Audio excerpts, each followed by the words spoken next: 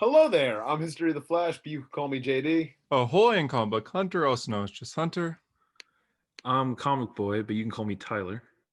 I'm Harper. And he's Harper, yes. And You this is okay? episode 133 of A Hero Story. Welcome. We are going to review Zack Snyder's cut of the Justice League. And Falcon and the Winter Soldier. And Falcon and the Winter Soldier, and some great comics this week, including Nightwing, Justice League, Iron Man, and whatever else came out. Yeah. If you want to skip ahead, I'll try to do the timestamps, I promise. And yeah, but we're going to start with the Snyder Cut review because it's the thing on everyone's mind, and I don't think that we really know each other's thoughts. Maybe Tyler and Harper know each other's thoughts. I think I know people's thoughts. I think I know what Harper thinks, and I think Harper thinks he knows what I think, and I think we're both right. Okay, I what do you know what think Harper thinks. I think all right, yeah, I'll say what I think you thought, and then you say what Jump right into it. Right. I think you really liked it, but I think there are some things holding you back. No, I think that too for Harper. I think you pretty much loved it. You okay? Right. Maybe. This is true. I guess. All right. Going into the Snyder Cut, everyone made it through the 4-hour, 1-minute movie on HBO Max. It flew by, bro. I'm not even joking. It did, yeah. I would agree. I watched it a little late at night, but yeah, I would agree that it kind of went by quick. We will say before continuing that we will be talking spoilers too. So if you haven't seen it yet, spoilers. We're going to spoil a movie that not much to spoil in general, but yeah. Anyways, first thoughts. What did you guys think? Let's go. General thoughts. I really liked it, but there's a few things holding me back. I would say I'd say I generally loved it. It was. Although Tyler, when you say like things holding me back, I wouldn't even like say it when I'd say that. I'd just say that I liked it. Yeah. Well, I can't fucking believe that. I cannot believe that that's the case. I can't believe that I watched this movie and I smiled, and then at the end of it, I went, "No way." What did I say? What have I been saying for weeks, bro? I've been saying for weeks that this is coming out and it's gonna surprise. I didn't say it was gonna surprise us, but I did say I was excited and that I felt like I was gonna be happy with it. Yeah, and that's true. Somehow, after like 8 years of not liking any of these movies, this is the one I liked, and it's the most Snyder. It is very, very. I might be. It is very Snyder, but it also feels like he's learned a lot of lessons from and BVS like maybe I'm and in Man denial. of Steel. I might be in denial because it's only been a day, and it was 4 hours, and I don't know if I've marinated on it yet, but it was good. It was really good. It was like a good movie. Yeah, I went into it expecting to like it though. I'm gonna break a hero story here. I didn't like it. I didn't like it. I did not like it. I was expecting to be in the same thoughts as Harper and Tyler. Damn, I already messed it up. I was expecting like me, Harper, and Tyler to just jump Hunter here. I guess I'm gonna be the one getting jumped here. I did not like it. I think it's miles better than the theatrical, but I didn't like it. I know. I wanted to like it so bad. This is the one you don't like? I didn't like it. Wow. But you love BVS and Man of Steel. I love BVS and Man of Steel. I didn't like the Snyder Cut. I hate BVS and Man of Steel. How the fuck are you this person? Was it too much fun? It was too much. There was too much fun. No, it's not that it was too much fun. I kept waiting. It kind of felt like how I felt on Wonder Woman 84, not the same movie, but that I kept waiting for that moment where I'm like, all right, this is where it's going to take off. This is where it's going to take off. Part 5, part 6. And it didn't take off for me. It never. How do you like Batman versus Superman? That's a movie that never takes off. Shut the fuck up. Just never takes off. Shut the fuck up. No, never even a movie. I don't know. It didn't do it for me. I don't know what it is, and maybe that was a nice little view there. It was a Hunter's groin shot. Tyler's right, where it's a 4-hour movie, right? You got to marinate on it. There's a lot of content. Yeah. But just general thoughts right away, and I thought this last night. I'm like, I'm gonna sleep on it, not post anything. I didn't care for it, and I slept away the next day. It's also stuffed to the brim. Yeah, it is stuffed. It's stuffed to the brim with stuff that would have usually been cut out because people would have gone, you don't need this. Yeah, you don't need that hot dog. But I'm also so thankful that it's there. This doesn't feel like a movie that's come out that I've gone to see. It does feel like, hey, we've all gone through the last year and a bit and it's been really shit. Here's this thing that you didn't think you would see. And then suddenly like a the people gift. who thought they wouldn't like it, like myself, watch it and actually feel joy and actually go, oh, so this is, through Man of Steel to BVS, movies that I don't really like. It all led to this, which I think is a vast improvement over both of them and actually made me feel joy. What the fuck, Zack Snyder? For me, it's like I've been so critical of all of his stuff, and it's not because I think he's an idiot. And I would never say that I don't like. A lot of people are like, Zack Snyder sucks and he's the worst. I don't know if I think that. I think he's got great ideas, and I've always said this. And anybody that thinks I'm just a hater can listen to the BBS thing where I try to say as many nice things as I can. But I really try, and I just feel like it's incredible that in this movie, and maybe it's because of the longer runtime and it's the more time we get to spend with these characters, but I really cared. Cared about them. Like, dude, I hate the fact that I watched this movie and I was like, I don't like that I'm warming up to Ezra Miller's Flash. Dude, immediately. God. Immediately when I saw him, I was like, nah, he's better. He's way better. He's good. He's interesting. And he's like kind of, he's actually. I have had stuck in my head the last 2 days, the part, and like we'll get to it probably more in depth later, but when he's standing there, everything is crumbling around him and he's like, you got to break the rule, Barry, you got to go faster than light, you got to do it now, and he takes off, and I like felt that shit and I was like, why am I caring about Ezra Miller's Flash? I couldn't believe I think it was Gavin put up a meme where it was like the Vision from Age of Ultron, and it's like, maybe I am and then it says Zack Snyder fan. That's how this movie made me feel. I legitimately after this went, maybe I do like Zack Snyder. Get it now. Like I think it clicked, and I went, even though like it doesn't change how I feel about his other movies. For this, I was like, I get it. I get what he's going for, and I felt it, and it worked. And I liked for me. Yeah, and it was same way. It's crazy, bro. I was really thinking. It's not. I'm not gonna go back and I think enjoy Batman v Superman or Man of Steel after this, but I can definitely appreciate them a little bit more because like it took.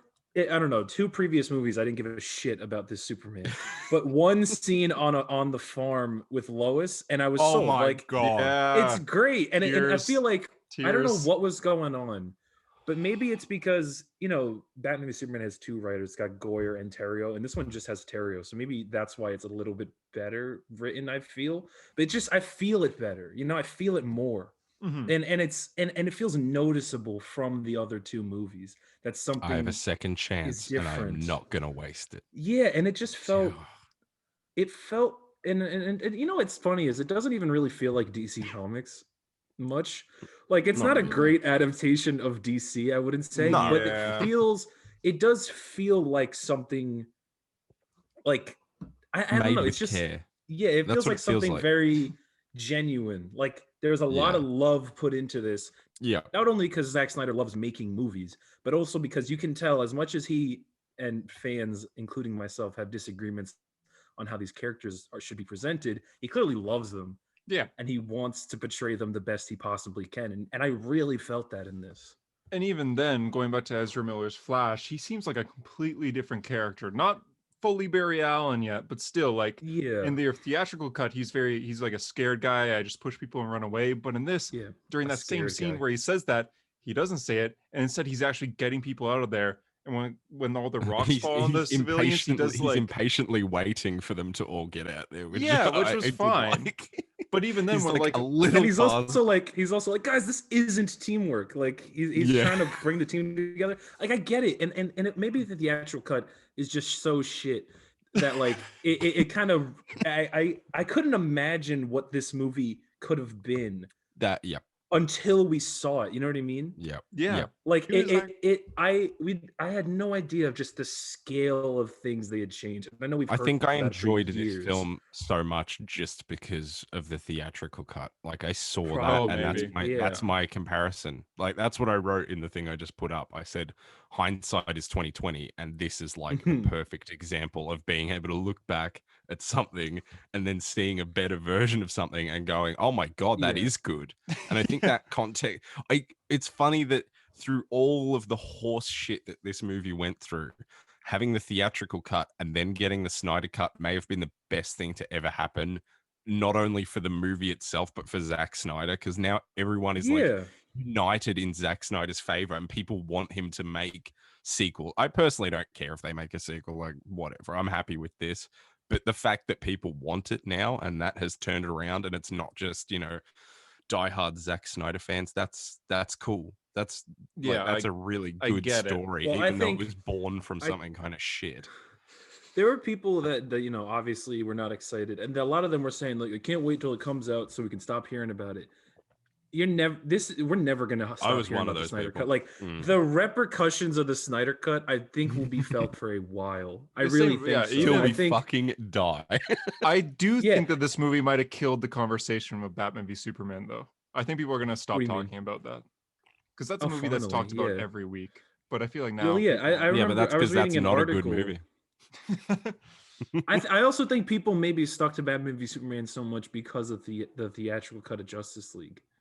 That's like true. They were like, what, you know, people stuck to that movie because it was the last thing they had. But now that this magnum opus, this 4-hour long Zack Snyder epic is here, you don't have to talk about. I was very excited to see the fact that all the things that I liked in the theatrical cut were still here or extended and better, and all of the dumb little things that were in the theatrical cut aren't here anymore. Kal-El, no.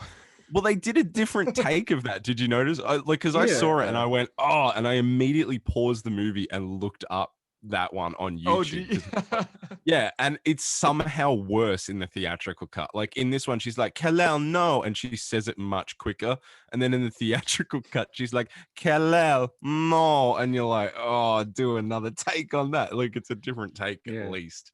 The one thing that I missed from the theatrical cut is I like when Batman says to Barry, just save one.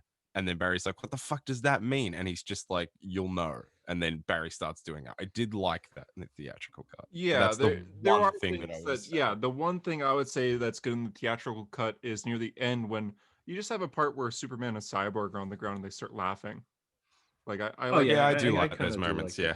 I think what I noticed. Oh, I just lost my train of thought. No, I didn't. Never mind. Dude, when the fucking I thought I had it. Okay. What do you prefer? Axe coming down, landing on Superman's shoulder, and him going not impressed, or I'm a big fan of justice. Fan of truth. Yeah, no, that was terrible. I mean, I like the big blue. It's like it's very iffy for me because I think I've been very critical of the black suit in particular, and I still don't think it makes much sense in this movie. You can also tell I do think it makes zero sense. Yeah, it was especially with the red and blue in the background. Oh my god! And also, there's no reason he'd keep it at the end of the movie. Oh, I didn't like that. They ruined that shot. It should have been black suit during the fight, but then at the end when he does that, it should have been back to blue. Yeah, and I like Hunter's idea of it turning because he's like finally Superman. Yeah, I remember when you initially said that, Hunter. I was like, "What are you talking about?" But I think.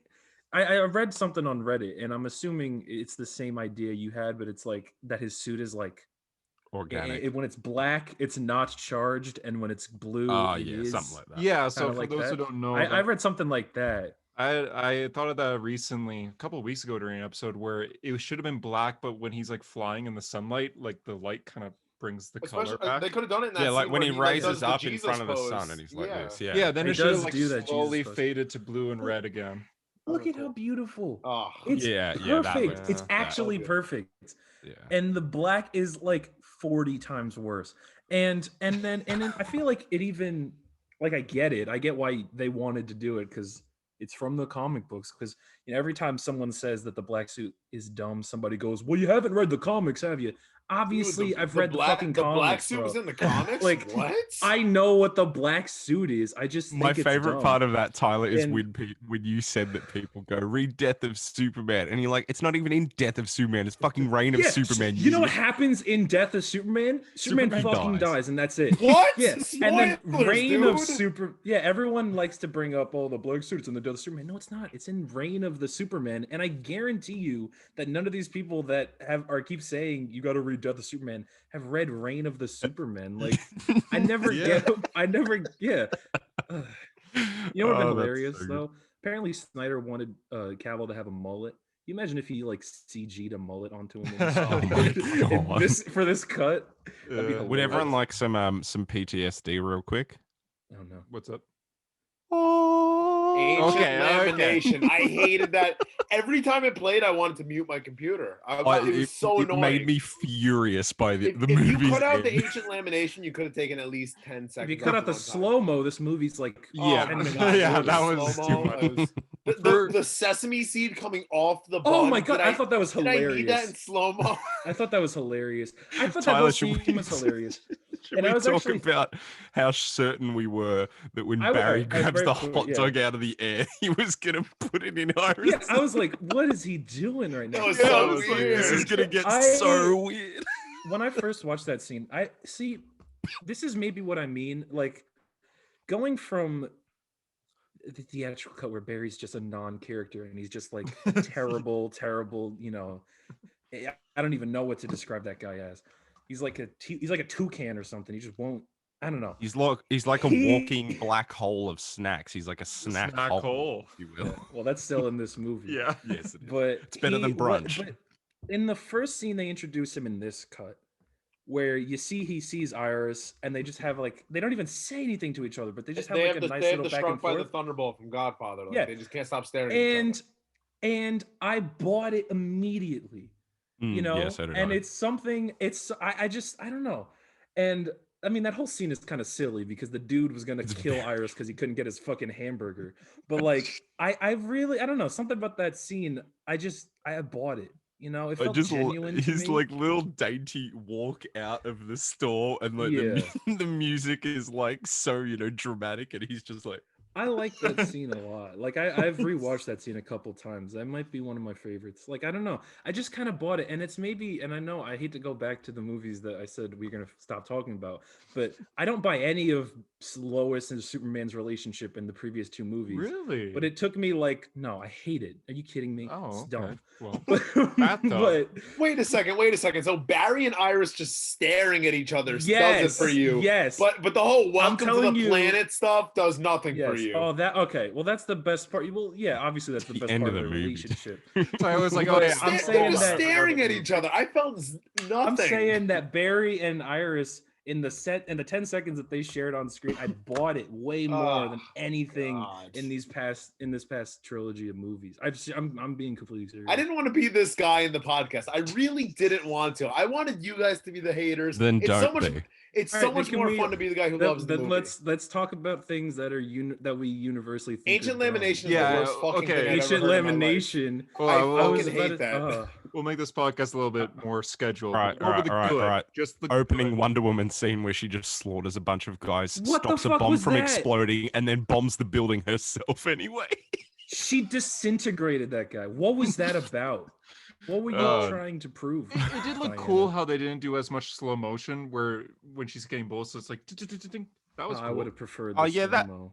yeah, No, but that was- but I thought that the was thing kinda that I didn't silly. like was her like blipping around and punching people and just watching like rubber rag dolls slam into the wall. That shit looked Yeah, terrible. and it's like Diana. Like I think Diana's the one that suffers the most in this movie. Not like physically, but I mean like by the screen time. Like I think she's the least interesting character in this movie. I thought she- But also Oh, she's I got thought her you meant soul- like that's what I meant. narratively she suffers No, the most. No, that's Because I was going to say, I that's think what I meant. Cyborg goes through a No, little but bit. I meant like I think Diana's the one that's kind of suffers the most by the movie. Like she's not I great agree. in the movie. No. Why is she a savage? Why is she Yeah. just like why is cutting she off heads. like one thing I just don't get is that she busts into this place and she kills like 10 guys and pretty brutally too. She like throws their heads top first into like a concrete wall. Marble. Yeah, like, and they are dead because they're bleeding out of their fucking ears. And then she It's kind of like the disintegrates. warehouse brutality. Yeah, and then she disintegrates the other guy with the dumb ass. Like, why did she do that? And then she goes, "All right, kids, how's everyone doing?" And I'm surprised they weren't just like bleeding out of their ears Or like, I want to be like you I want to be like you. someday. Yeah, I want to be a savage that goes around and just kills people. British accents. Why did Mera have a British accent? Oh, her accent's horrendous. I thought I was going crazy. I was about to look up an Aquaman scene to be like, did she have this in Aquaman? Did I not remember this? So she sounds like an Australian doing a British accent. She's like, all right, you know. Just like you. I'll kill you for what he did to Atlantis, bottle of water. Awful. Awful, yeah. Apparently they were originally going with this, but then when Whedon looked at it, he said, nah, just do like... Yeah, Whedon was right. That was stupid. Yeah, but even James Wan didn't do that. Yeah, James Wan even was like, nah. But even further than that, I mean, everyone in this movie talks in air bubbles. And I remember people thought that was dumb because people thought Whedon did that, I remember, and everyone was making fun of that. But apparently, it's been Zack I guess they Snyder's didn't know how to do like just the regular... What I did like, though, I don't know if you guys thought this was cool too, but I like the little noises they made in Atlantis. Like they didn't have to speak, but there were noises that they would make that would reverberate. I thought that was real cool. I thought that was really cool. That's like a cool way to build their culture. Because they wouldn't just talk in fucking human English all the time. Yeah, probably not. And I like the noises they make that reverberate through. Oh, can I tell you something I thought was real dumb? Okay. Yeah. I just remembered. Is it that? Yes, it's that. Because in Batman v Superman, Lexus says, "Oh, they've heard it. The bell is rung." I guess that was literal. And the world, he literally screamed about it. He screamed so loud that everyone on the planet I'll at least take that over. Superman, have you ever fought a rhino? Yeah. It's actually a hippo. A hippo. Sorry. I guess that's a weird animal to fight. Yeah. At least the rhino's got a horn. You just were saying that it was Moto, to be fair. You just thought Wonder Woman suffered the most. Who's a character, this for everyone, that you thought was the best in this? The best character? Yeah. Superman. I'd say Batman, to be honest. Yeah, No, I'm gonna go. I think Cyborg. Cyborg. I agree. Cyborg to me is the biggest improvement over the theatrical cut. That's the thing, and now people can see why Ray Fisher was so pissed off. Yeah, straight up, because his entire everything about his character was ripped away, and that's his one role. You know, but it was like when I watched this, I went, "Oh, this is why for the last few years I've thought that like Ray Fisher wasn't really a good actor, is because we didn't see him act." Yeah, because then I watched this and I was like, "Oh, he has scenes. Like he actually has scenes, flashbacks." We see how it really got to me too, man. Like it was really getting me, dude. The fucking car accident, because like I knew that had to be coming, because how else did he become a cyborg? And then like just this, you know, he has that moment where he scrunches up his face, he starts crying, and his mum's like telling him it's all right, and I was like, Jesus. And then just the car, and I was like, no. Yeah. And then even afterwards, when you show like it's not a security camera or I guess just like a webcam anymore of him becoming cyborg, you see like different angle. He's like he looks in pain when the mother box is like forming the body. It's crazy, man. And I just like I wasn't expecting to get so like emotionally into this movie and affected by it, but it really got me at parts, especially for Cyborg, the Teen Titans member. and like I heard for years character that I don't like in comic books. Yeah, like, and I'd heard that character. We've heard for years that he was the heart of this movie and that his entire thing was like robbed from the character, and that he was like his arc was like the emotional core. But my God, man, I thought he was really incredible. I thought it was amazing. I thought that's another thing for Zack Snyder is him for so long being like, it's a completely different movie, and I was just like, how different is it really? And even though, you know, like plot points are the same, he wasn't kidding. It was like 90% of a completely different movie. Like 95. And then, and then the rest that we saw in the theatrical cut was clearly his work. So it is like 100% his thing, which is crazy. Even the stuff in the theatrical cut is I would even say very different as well. Like even you the get context is completely different. There's so much like missing context in the theatrical cut. Like even this small thing, like Victor hacking into the mother box because they're gonna bring back Superman, and Barry's time traveling now during it, and he sees and Cyborg sees the future. Like, that's such a tiny thing. Oh, that was so cool. Yeah. But of course that would happen. He's got to move so fast. Like, I think love that he's like, I'm riding like the speed of light, and I don't want to mess with it because he's like, weird things happen to time, and you know that's gonna come back in the end. But like, you know, in the theatrical cut, they're just like, we have to hit the box at this exact moment, right as it touches the water, to bring Superman back, and they don't mention that in this. And then he's running, and the box lands in the water, and I'm like, oh, I guess he missed it. Different. And then it like starts moving up, and I was like, oh, actual like Flash content. Oh my god. Yeah. And I just it makes me wonder, like, and I know people have been saying this for years, but like, what does Warner Brothers think people want?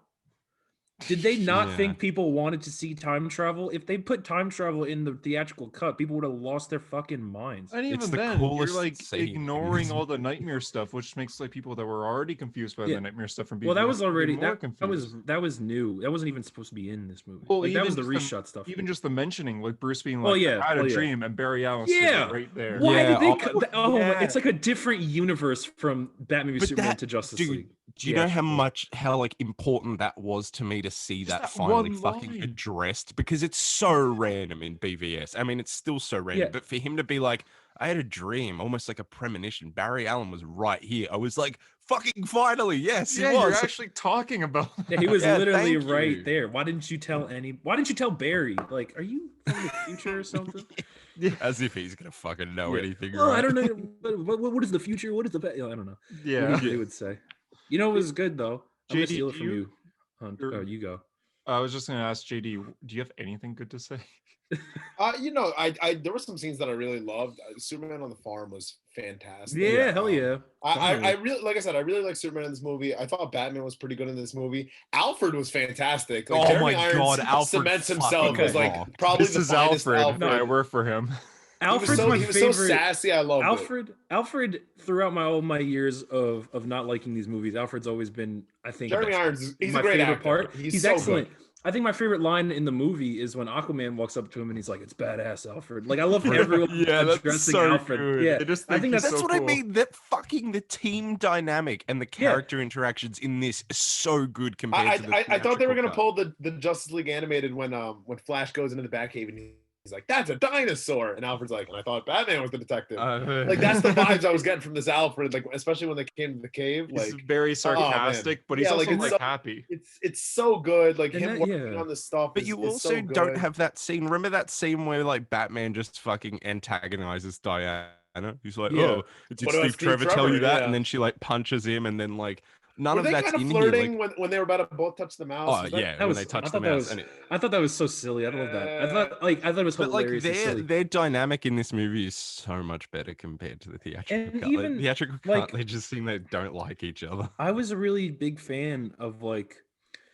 I really liked the type of humor in this movie. Like, obviously, this movie's not filled to the brim with humor, but I thought it was very like welcoming, and that and it felt natural, even though like the other movies are very dark and kind of devoid of humor. This felt like a natural kind of upgrade in terms of you have all these characters interacting like this, and it is, even though Superman's dead, a more hopeful world, mostly because we see Batman's like perspective of it.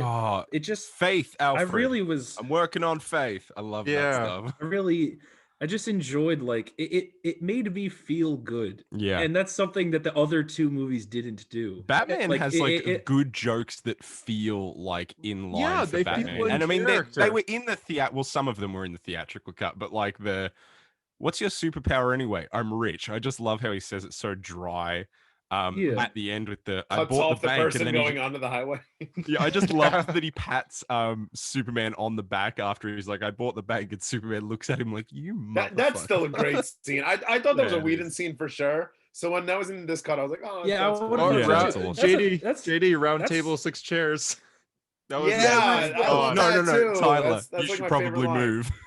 Oh man, that's the thing, is a lot of these scenes that in the theatrical cut, I remember thinking like these feel like very humorful. These probably Whedon, and then a lot of them are Snyder, and it's just like I thought he's the capable. Barry catching the batarang, I thought for sure that was mostly Whedon, but because I know it was in the original trailer, but like the dialogue, like I thought for sure that was Whedon, even though I don't really love that seems like an oversimplification. Like I hate the way he speaks there. Yeah, there are a couple times where he has like lines I'm gonna steal your favorite moment, Harper.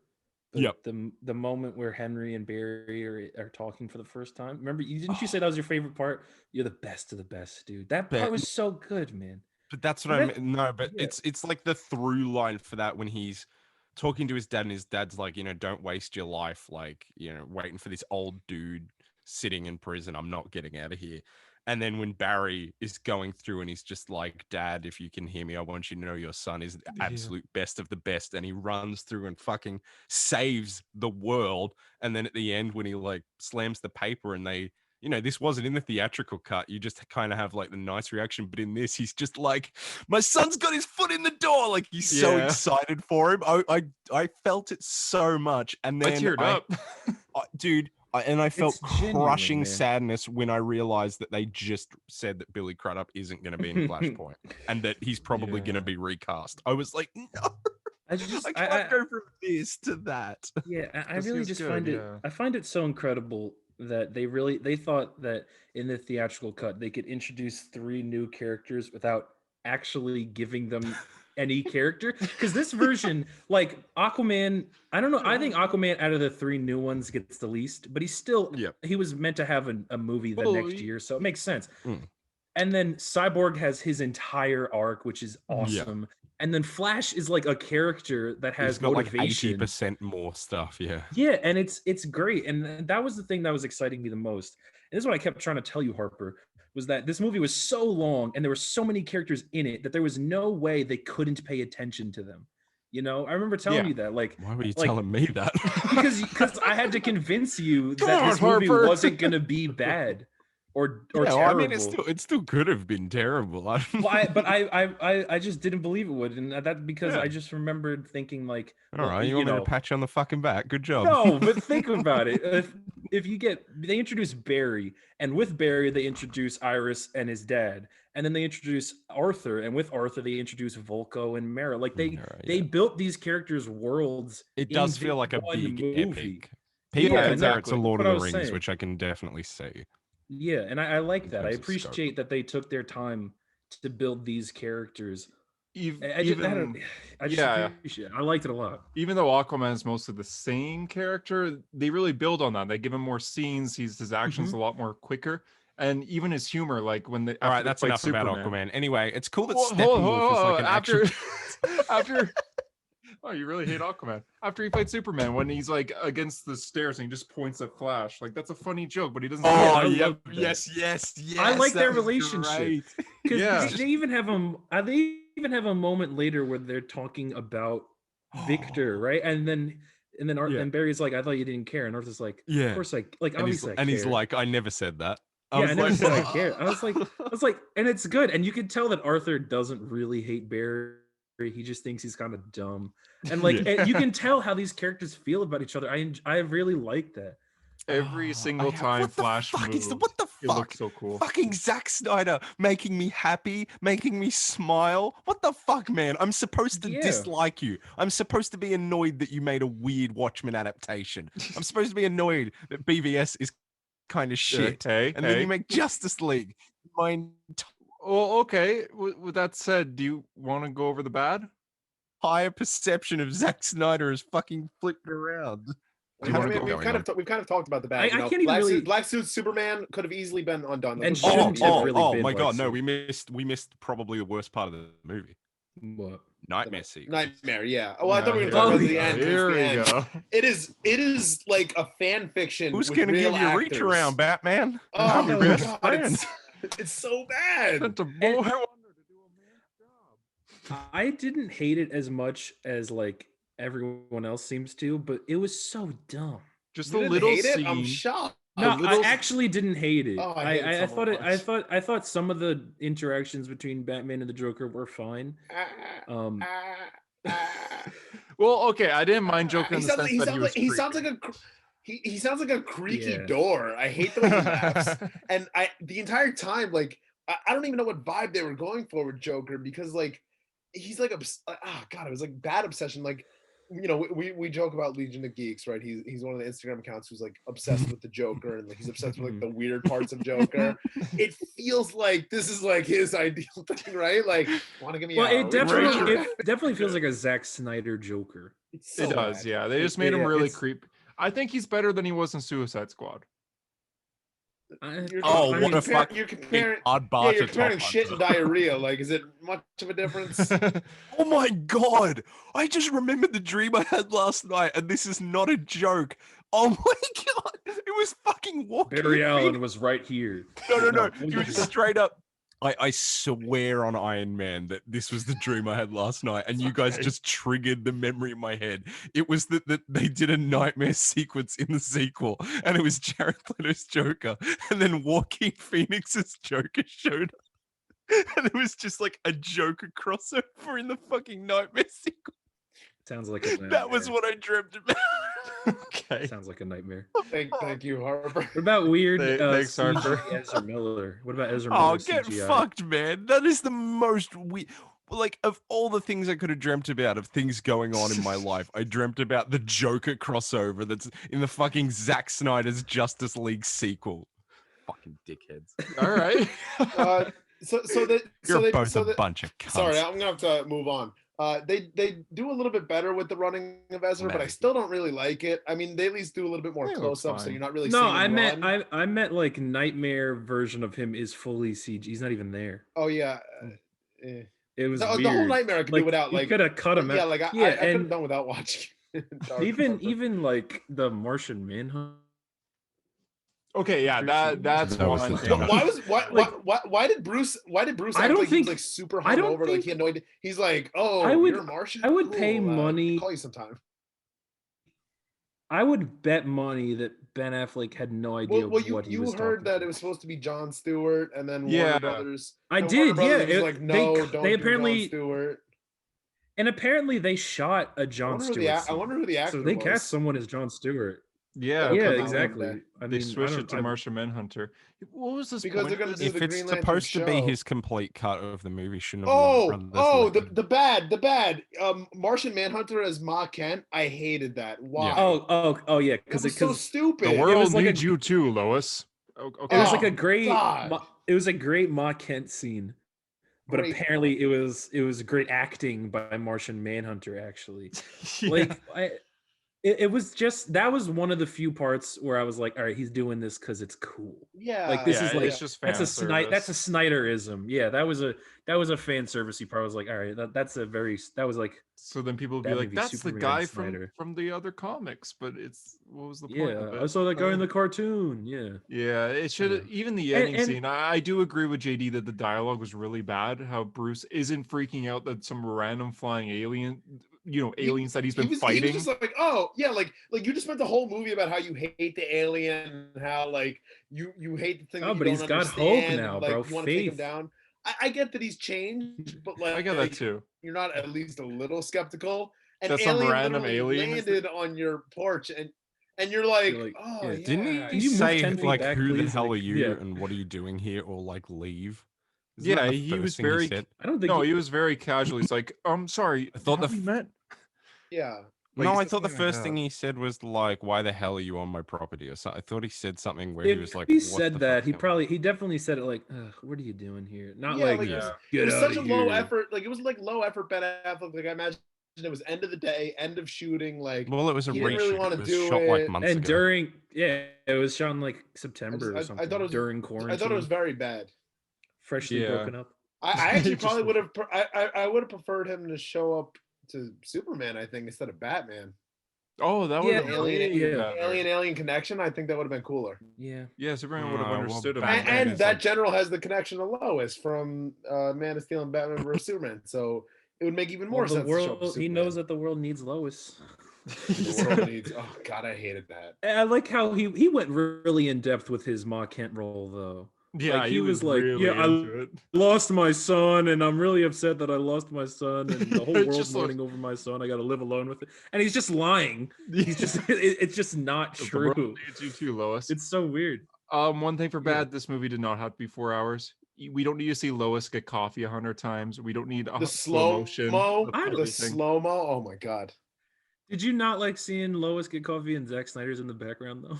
Yeah, that was. he's at I the noticed that he's too. at yeah. I was like, oh, it's him. It's him. Yeah, I noticed that too. But even then, it's just we saw her yeah. get coffee so often, and it's the slow mo. There was Yeah. so much slow motion. You didn't have to do Well, that much. How did you guys well, feel about Darkseid? During Cyborg's nightmares, like he looks like he's doing like a bad boy pose on everyone's dead body. Like, yeah, he's like, just kill Aquaman. He even like just kill Wonder Woman. Omega Beam. No, and then he like turns around. He looks like this. Yeah, like he's like doing like a 2000s like album cover. Like, did you like the reused Man of Steel footage with the hand on the shoulder? I knew it. Okay, I was wondering where that was from. I'm like, it was from the end of Man of Steel, right before he goes. Oh yeah, it's the part. It's after he killed Zod. Yeah. Oh, I knew that was from something. Did you guys think of you should have gone for the head when he puts the thing into Darkseid's shoulder? Ares. Oh, actually, I immediately thought of Infinity War. Like, you should have gone for the head. Like, someone's gonna put that on a side by side. I wanted to ask you guys. This is very. I just wanted to ask you guys what you thought of all the CG blood.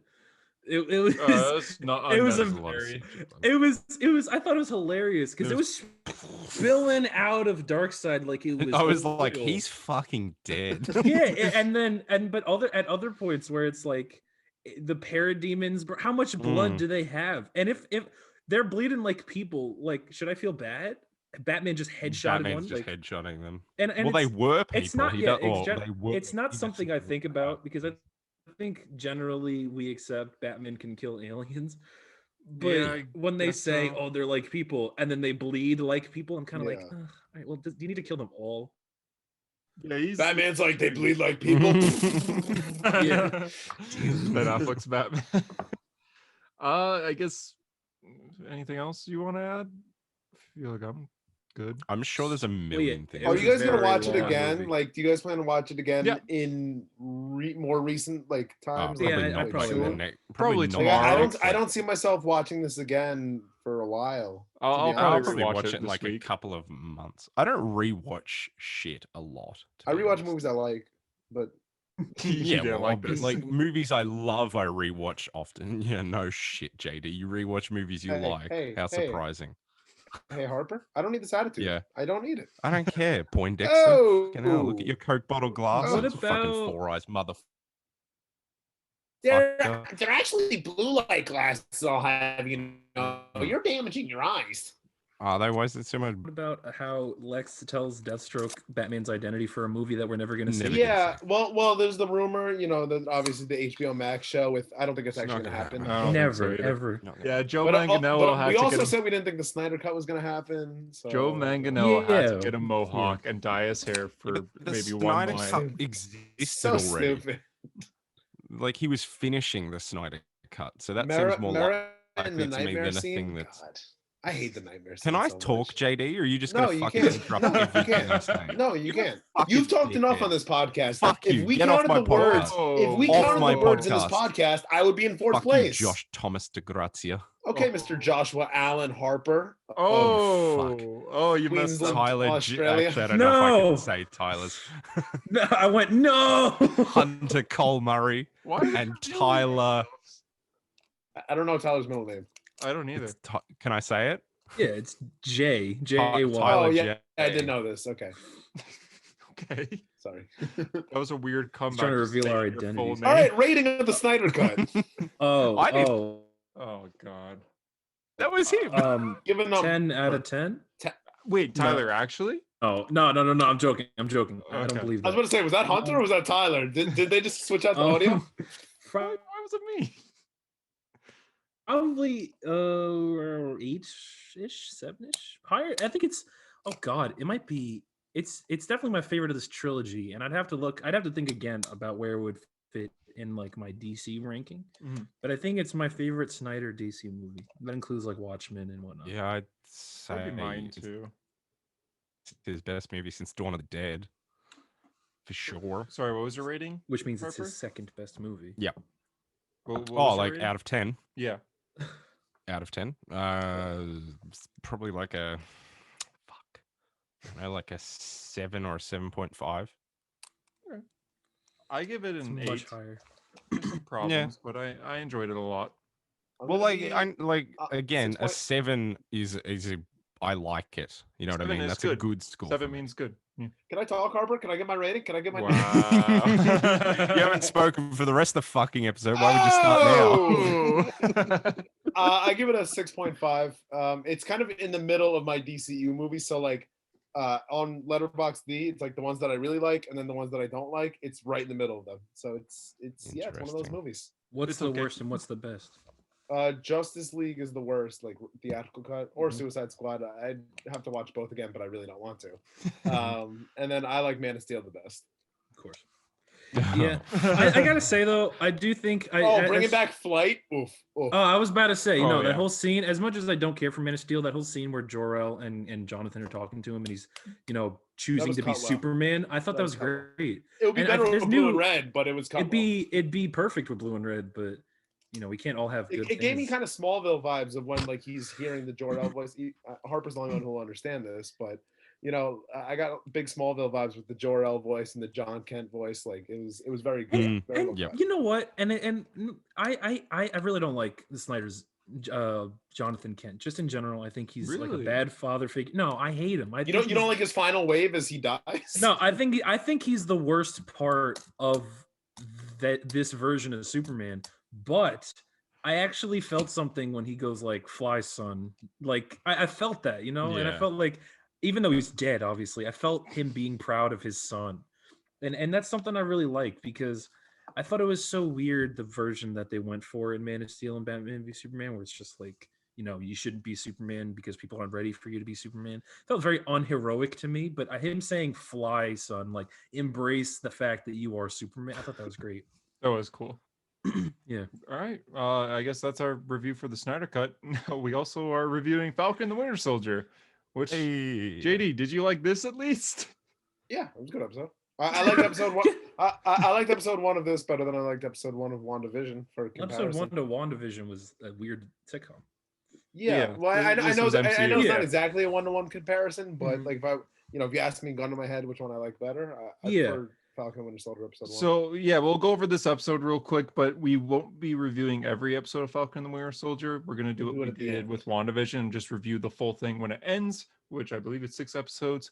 So we'll just Mhm. give our general Oh, it's only thoughts. 6? I thought it was Yeah, it's 12. 6. Yeah, Oh, but wow. they're longer. You thought it was 12? I didn't realize. Oh, okay. Yeah, it's So, only 6. I And mean, then yeah, Bad Batch. There's not too much to talk about. We got introduced to John Walker. We got a little bit more development with Sam's family and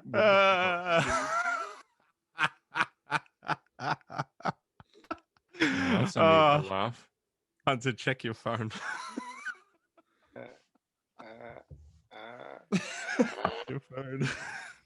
Oh my god. Are you serious? Are you serious? Care to fill us in for us audio? Oh, why? Enjoy your Timmy's, dickhead. He just ordered me food. I was wondering what he was doing on his phone. Hunter's going to dinner. Why? Why'd you do that? I'm reading the order too. Look at him. Why'd He's you get giant. This is the funniest thing Harper's ever done. Look at him. He's so pleased with himself. You got me a Cancel the. decaf coffee?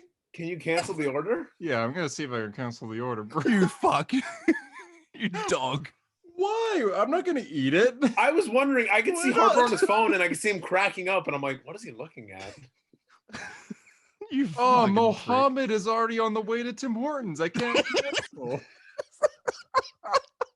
Bro, send me money. He can't. He spent it all on CGC Iron Man issues. Fuck. Yeah, I've got some of them next to me. Ugh. Why'd you do that, bro? Tim Hortons is 'Cause for it's- prepping your 'Cause order. I wanted What to did do he order something you? to enjoy myself. He ordered me decaf coffee with skim milk and whipped topping, a simply sausage biscuit with a 2 cheese added and a single hash brown. What is with you and the single hash browns, you fiend? Look at him. I've never seen him laugh this hard.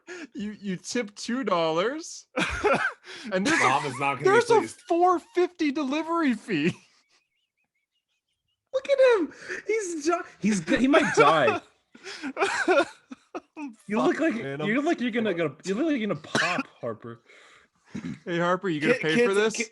Kids, I think the moral of the story is do Yeah, not give your sure. credit card information to Australian people because they will do this. Why are you surprised? We've said for weeks that this was going to happen at some Because point. I didn't think it would actually happen.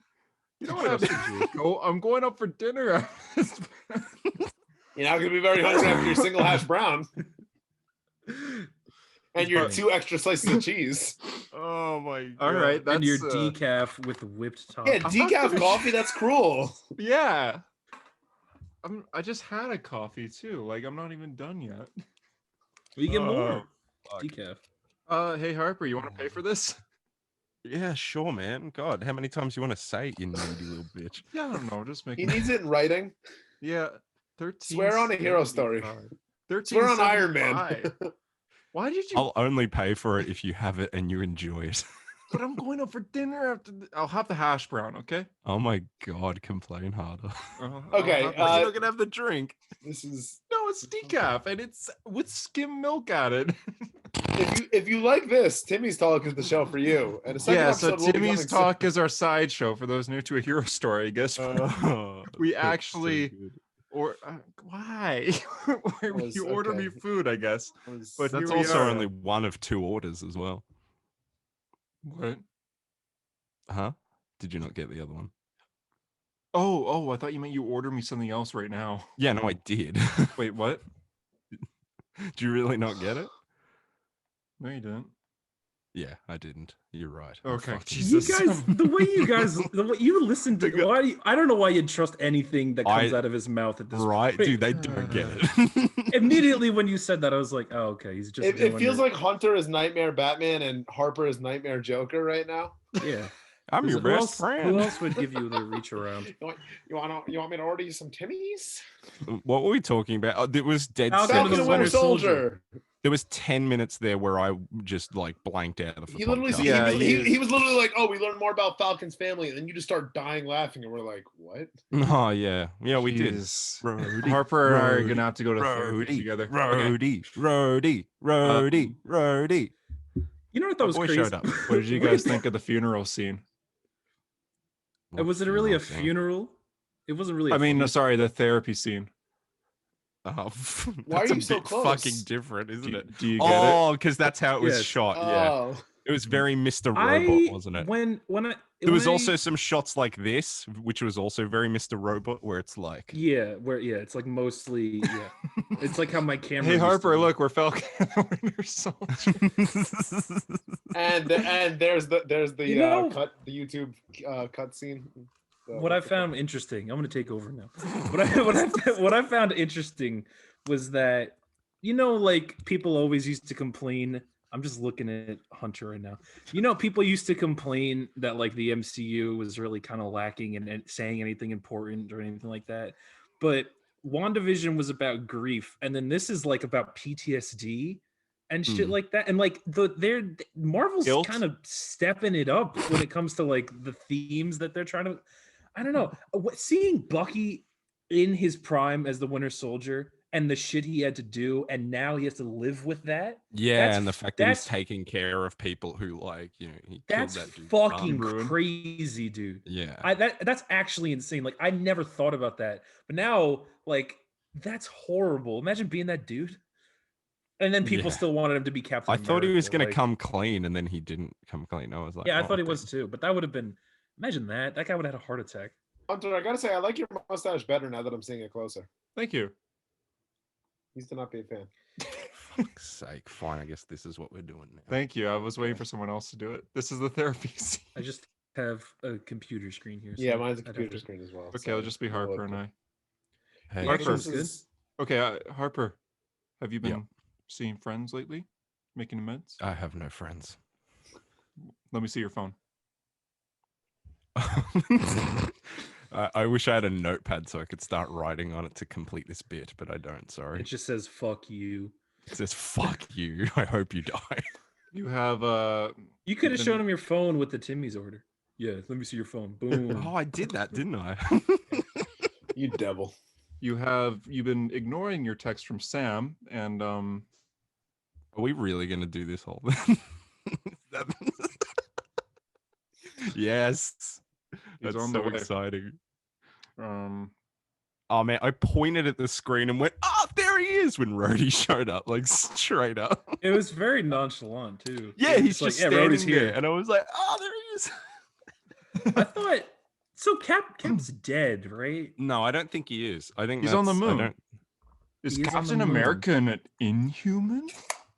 They like to say on the moon. I thought it was very interesting that like if they're gonna kill Steve Rogers or have killed him already, they should probably use more like solidifying words. Like they, he could be alive, he could be dead, he could show up the next episode, he could die the next episode. Well, there was nothing in this that indicated that he was. Like, except they kept saying he was gone.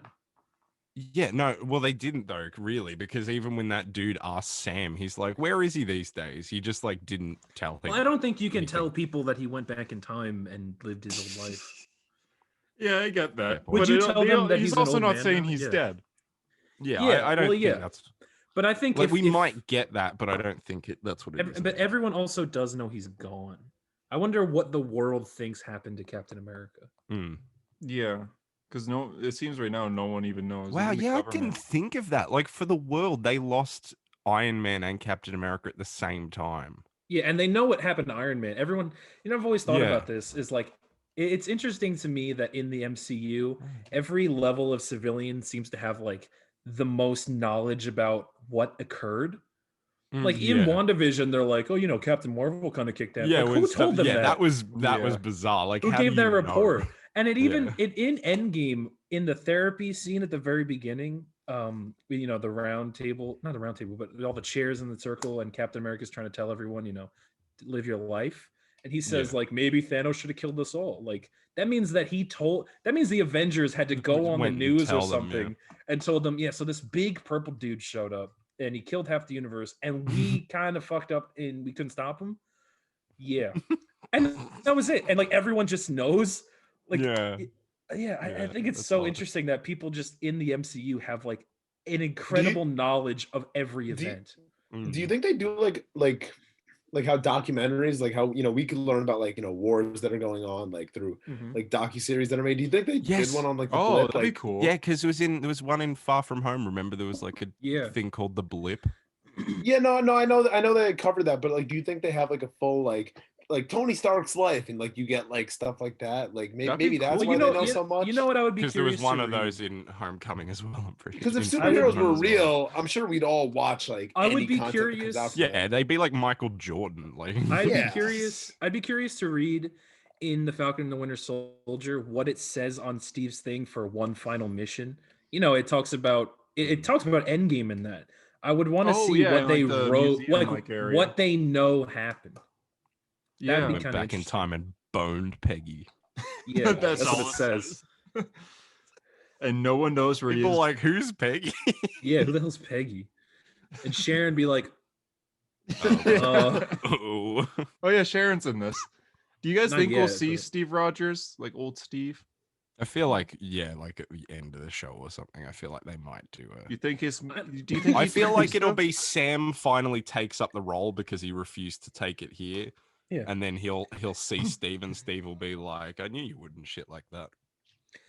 In that exact phrase. I think it could go any way. I know you would. I think it could go either way. I don't think we will. I hope we do, but I don't think we will. Mackie says there's going to be a lot of surprise appearances, which I know we're kind of sick of hearing. Bettany. Yeah, I'm working with the finest actor I've ever worked with. Myself. Yeah, I think there's a Luke Skywalker like cameo. We're kind of I know, like we're sick of this because of WandaVision, but Mackie And also, we have to know that Mackie is a trickster. He's like Loki in real life. But he smiles. He's 100% a trickster. Yeah, and so he could be lying again. He could just think it's also funny. But I believe him more. This one feels more not relevant than WandaVision, but this one feels like it's pushing the universe forward more than that. Yes, yeah. I feel like if something big is gonna happen, something big is gonna happen. Well, yeah, I heard like. Oh, sorry, you go. I was just gonna say WandaVision pushed Vision and Scarlet Witch forward, but I feel like Falcon and the Winter Soldier is actually pushing the MCU forward. Yeah, definitely. I think that's exactly what this is. Well, this is a show that has the two legacy characters of Captain America and Rhodey showing up, who's like the legacy of another big character. Yeah. If Scarlet Witch and Vision, it's like kind of self-contained. It seems much smaller, but this feels, they're going to be going up against the new Captain America. That's a bigger deal in the world. And our boy Zemo. Yeah. Oh my God, he looked so good. I mean, he wasn't in this episode, but the fucking mask and all the promos look so good. I thought it was kind of hilarious. I don't know if you guys noticed, but when Bucky's opening his little notepad and he's got the names of the people he's trying to make amends with, one of them was Zemo. Yeah, really? I saw that. Yeah, I know. Yeah, I'm like, what do you have to make amends with Zemo for? Like he fucked you over. Yeah, that was a great scene though, where he stops those ex-Hydra people and he's like, I'm Bucky Barnes. I'm no longer the Winter Soldier, and you are part of my rehabilitation into society. Yeah. And walks away. Knocks the guy out, then walks away. They're going through the rules. He's like, what's rule number 2? And she's like, this is the most important rule. He's like, why didn't you make it rule number 1 then? You know the character that they introduced in this, Torres? He, in the comics currently, the part of the Champions was character. It's a cool name, isn't it? It'd be really cool. Yeah, it's a very cool name, yeah. Part of you. There's a character in the comics called Joaquin Torres, and he's the second Falcon. He's the new Falcon currently. Well, not currently, but I think he was the Falcon while Sam was Captain America. Oh, in that whole era. Yeah. Post Civil War too. Yeah. So I think that's who this character is. He seems so nice that he must be primed to die. That's how I feel. Yeah, he's definitely gonna get murdered brutally or something. The nicer the character, the more sad the death. Yeah, and they're like good buddies and everything. I'm like, oh, this dude is not built to lie. I thought he was gonna die at the end of this episode. Or he could be the new Falcon. That's what I was trying to say. That's what I'm expecting. I don't think because he loves the wings, bro. He loves the wings. Also, I think it's very interesting, and I hope they get into this. I think it's real interesting, considering the characters that you have here. I think, like I said before, everyone used to shit on Marvel for not going kind of in depth with their themes and whatnot, but they're gonna probably go into the race relations in the United States. That's kind of fucking crazy. They started to in this episode because what was it? The bank, the loan thing was a bit. Oh yeah. I was like, he was like, it's the rope starts tightening around everyone, and he's just always seems to tighten around us, and then the dude does the most white guy defense where he's like, hey, no, it's not like that. Yeah, it doesn't even say I love the Avengers, man. It's it's like, can you imagine if he said, my best friend's an Avenger. Friends. No, seriously, dude, I have black friends. Literally, I have Avenger friend. My best friend's an Avenger. It's just you guys are I'm very excited to see, especially if they go a certain direction with US Agent. US Agent is I think he could go any way in this show. He could be full on evil, or he could be manipulated and then redeemed. I think he's get to evil. I think he will get there. At first, I think he's not going to act like a superhero, but like a celebrity, where he's going to go to autograph signings. He's going to take pictures with everyone, stuff like that. But I think he's slowly going to start to become very, very bad. I think it's very interesting. I don't know. There's so many elements to this show that are very interesting. Fucking Bucky and Sam don't even meet in this episode. Yeah, they don't even interact via text. And I think it's real interesting. I think there's so many elements to explore.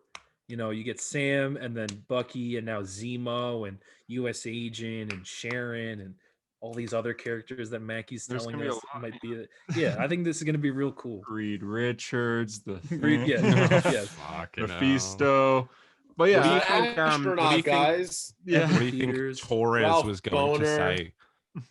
What do you think Torres was going to say? What he's like?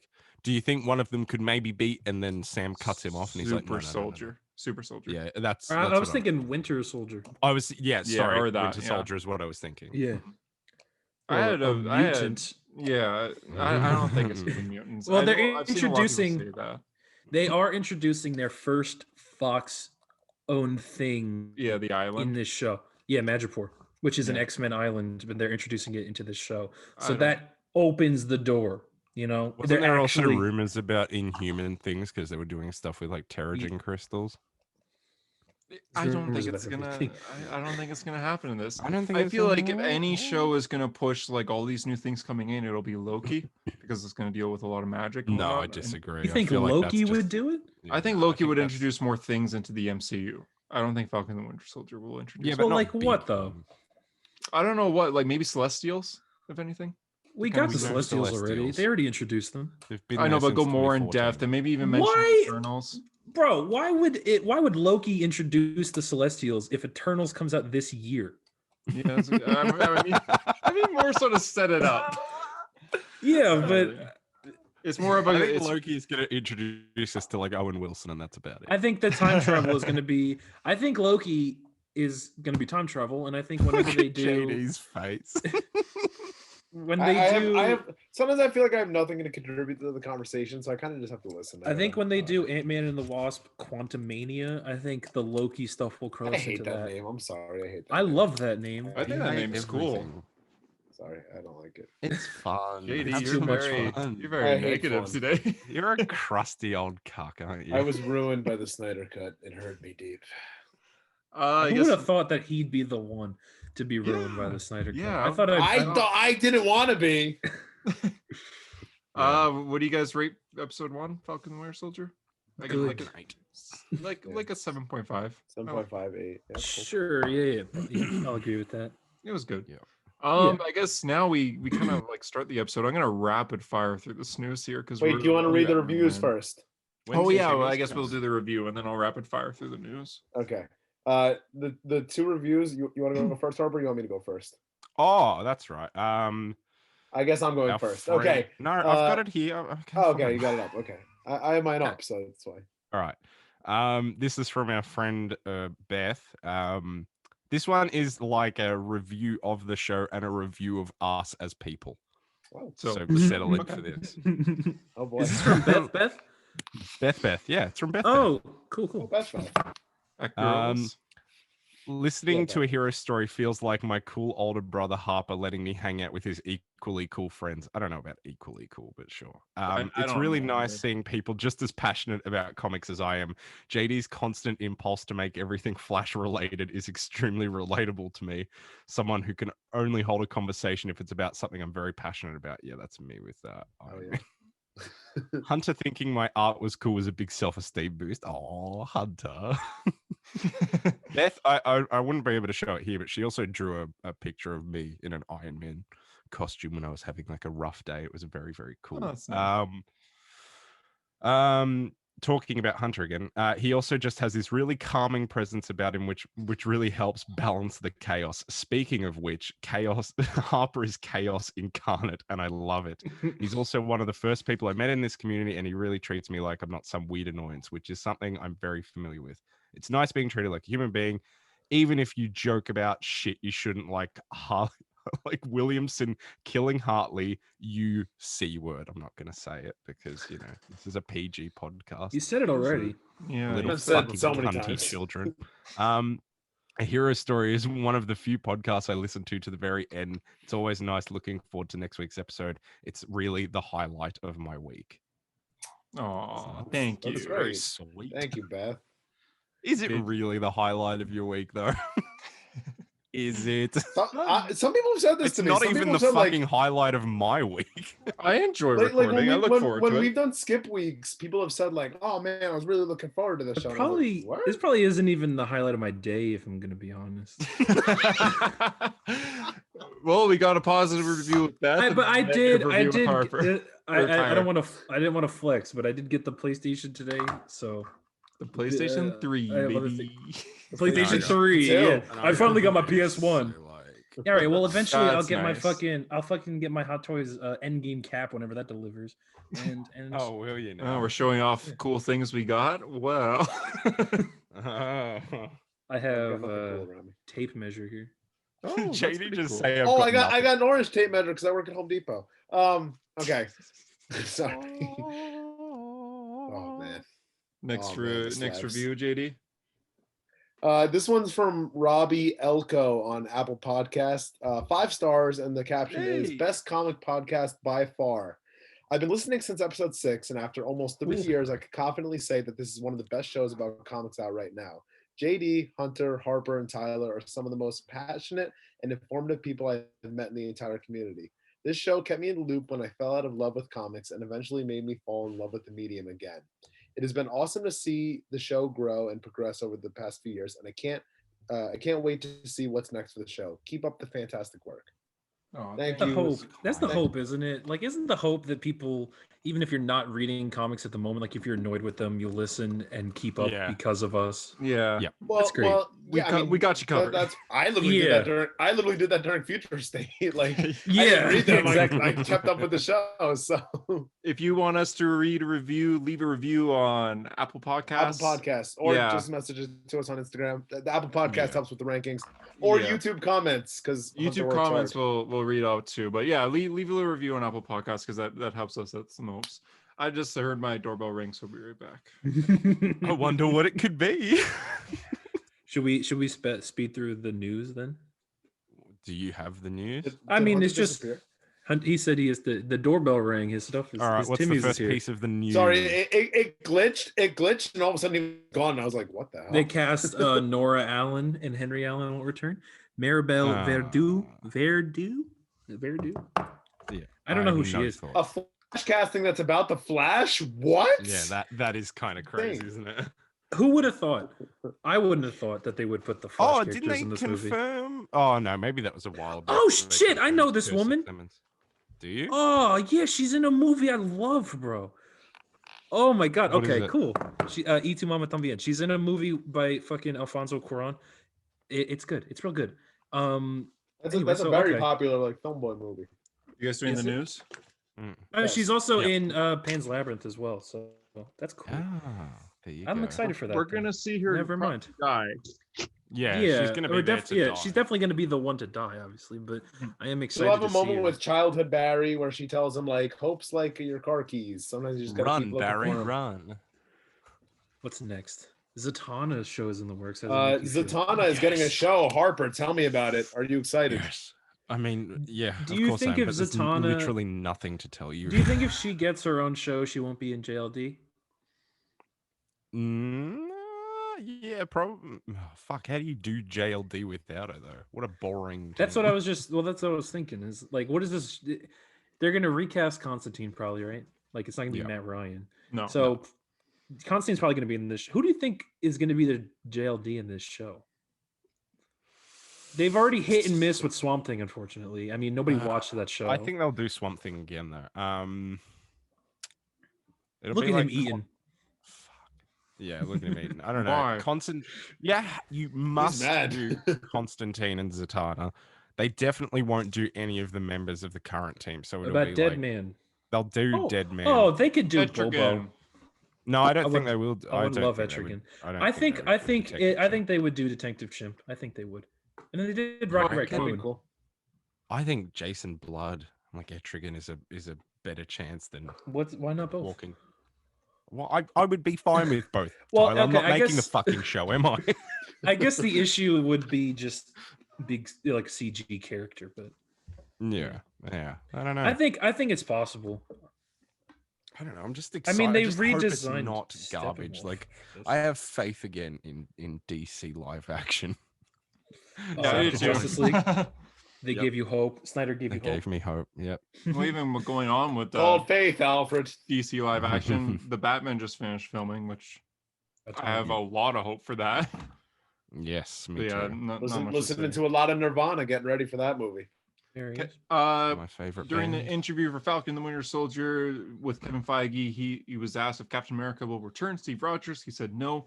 Obviously, he's not going to turn around and be like, "Yep, he's coming back, everyone." Like, obviously, he's going to say no. What you mean? You meant Chris Evans? He said Captain America will return as Steve Rogers.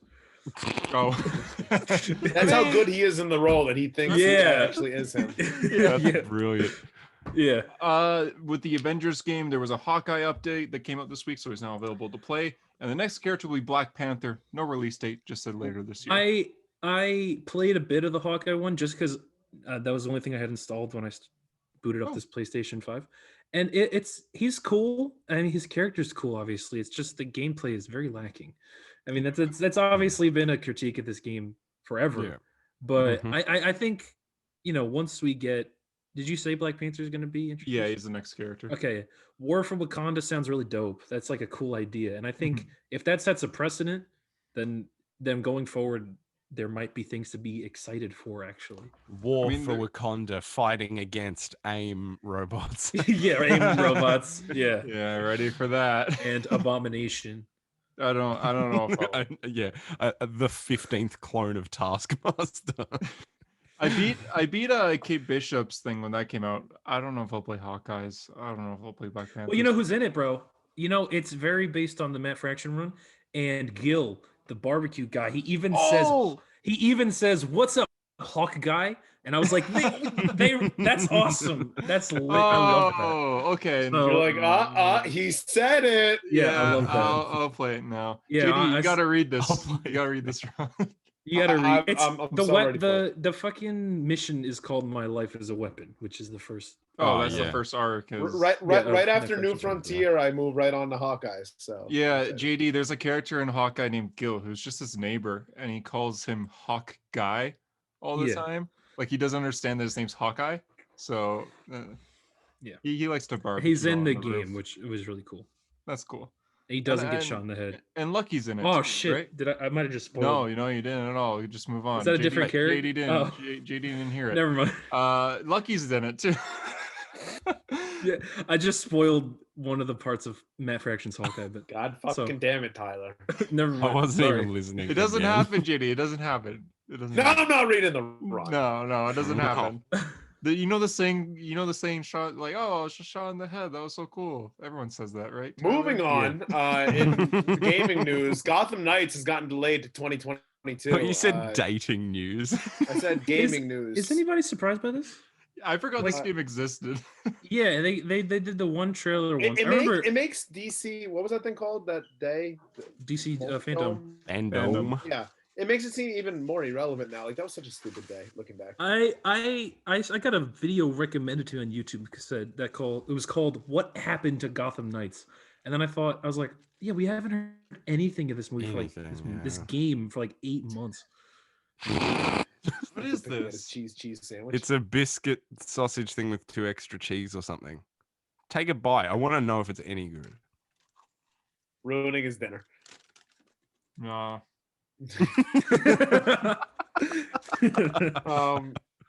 In comic news, Green Arrow's getting an 80th anniversary issue, which is kind of weird because I expected Aquaman to get one too. They appeared in the same issue, like first appeared in the same issue. Yeah, he's not getting one. Why is Aquaman not getting one? That's kind of odd. Yeah, I told them not to make it, Green so I don't Arrow's have better. to fucking read it. I mean, Aquaman's more popular.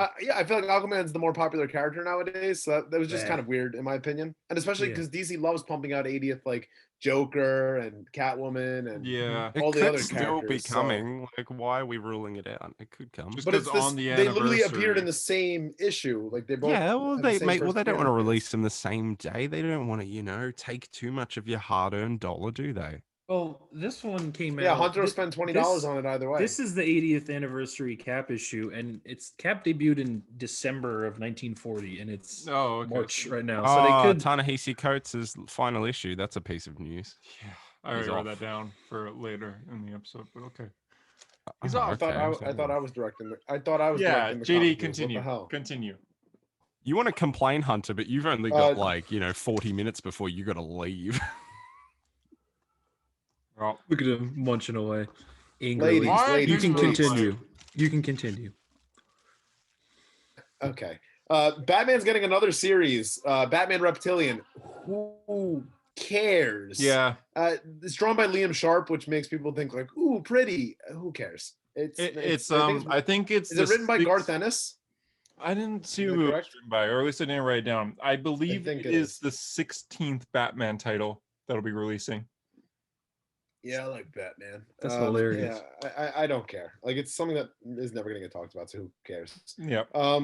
Teen Titans Academy is getting a yearbook. I didn't actually see this. Like an actual yearbook, yeah, with all the superheroes. Oh yeah, I did see this. Like, it says like in memory of Roy Harper, which is awkward because he's back now. Yeah, but and he's going to be in a lot of comics in this month too. But it's going to be like a yearbook showing all the people who have been Teen Titans. Is that on the news? Did you guys put down Infinite Frontier? Yeah, I was about to say, you didn't write this on the news. Infinite Frontiers is going to be a new title starring what got teased in number 0 with the like Roy Barry, Harper, Alan Scott. Mm-hmm.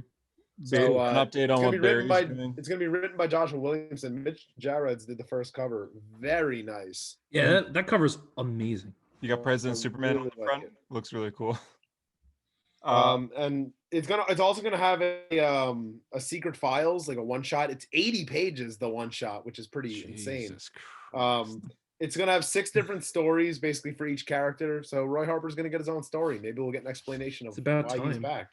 Yeah. And there was a Flash cover it was a variant cover drawn by Brett Booth that showed Roy Harper on it. It's like Roy and Wally through the years. And one of the little panels on the bottom had Leanne. So please take Leanne back. Yeah. You cruelly took her away. Event Leviathan's getting another book.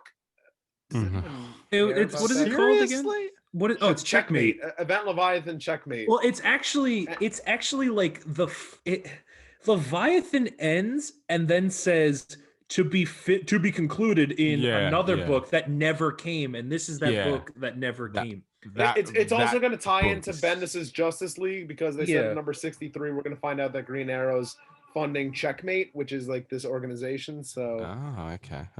Why do I always forget that he's rich? Because he doesn't like that he's rich. Yeah, that's fair. Nightwing is introducing a new character named Heartless. Sorry, I wrote my own comic news because I didn't think you'd cover enough of it, Hunter. Nightwing's introducing a new character named Heartless, which is cool. Tom Taylor introducing his own characters. Yeah. Michael Supergirl. We got our first kind of information about Supergirl by Tom King. Kind of what we thought it was going to be. She's kind of annoyed of only being viewed through the lens of Superman. So yeah, it's a 12-issue mini where she's depressed. Maybe she murdered I think someone. it's only 8 issues. Oh, look at that. He's my God, Tom King. I never would have imagined him as on Supergirl. Yeah, it's an interesting character to do.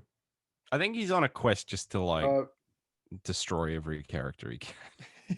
I'm kidding. I like Tom King. I still said he's gonna do. I still said he's gonna do Challengers of the Unknown. I still think that's coming. 12. I think that's possible. Yeah. Yeah, he's definitely. I think if he can't ever do Fantastic Four, he'll do Challengers. Mm-hmm. Yeah. Free Comic Book Day, August 14th. It's gonna be weird because.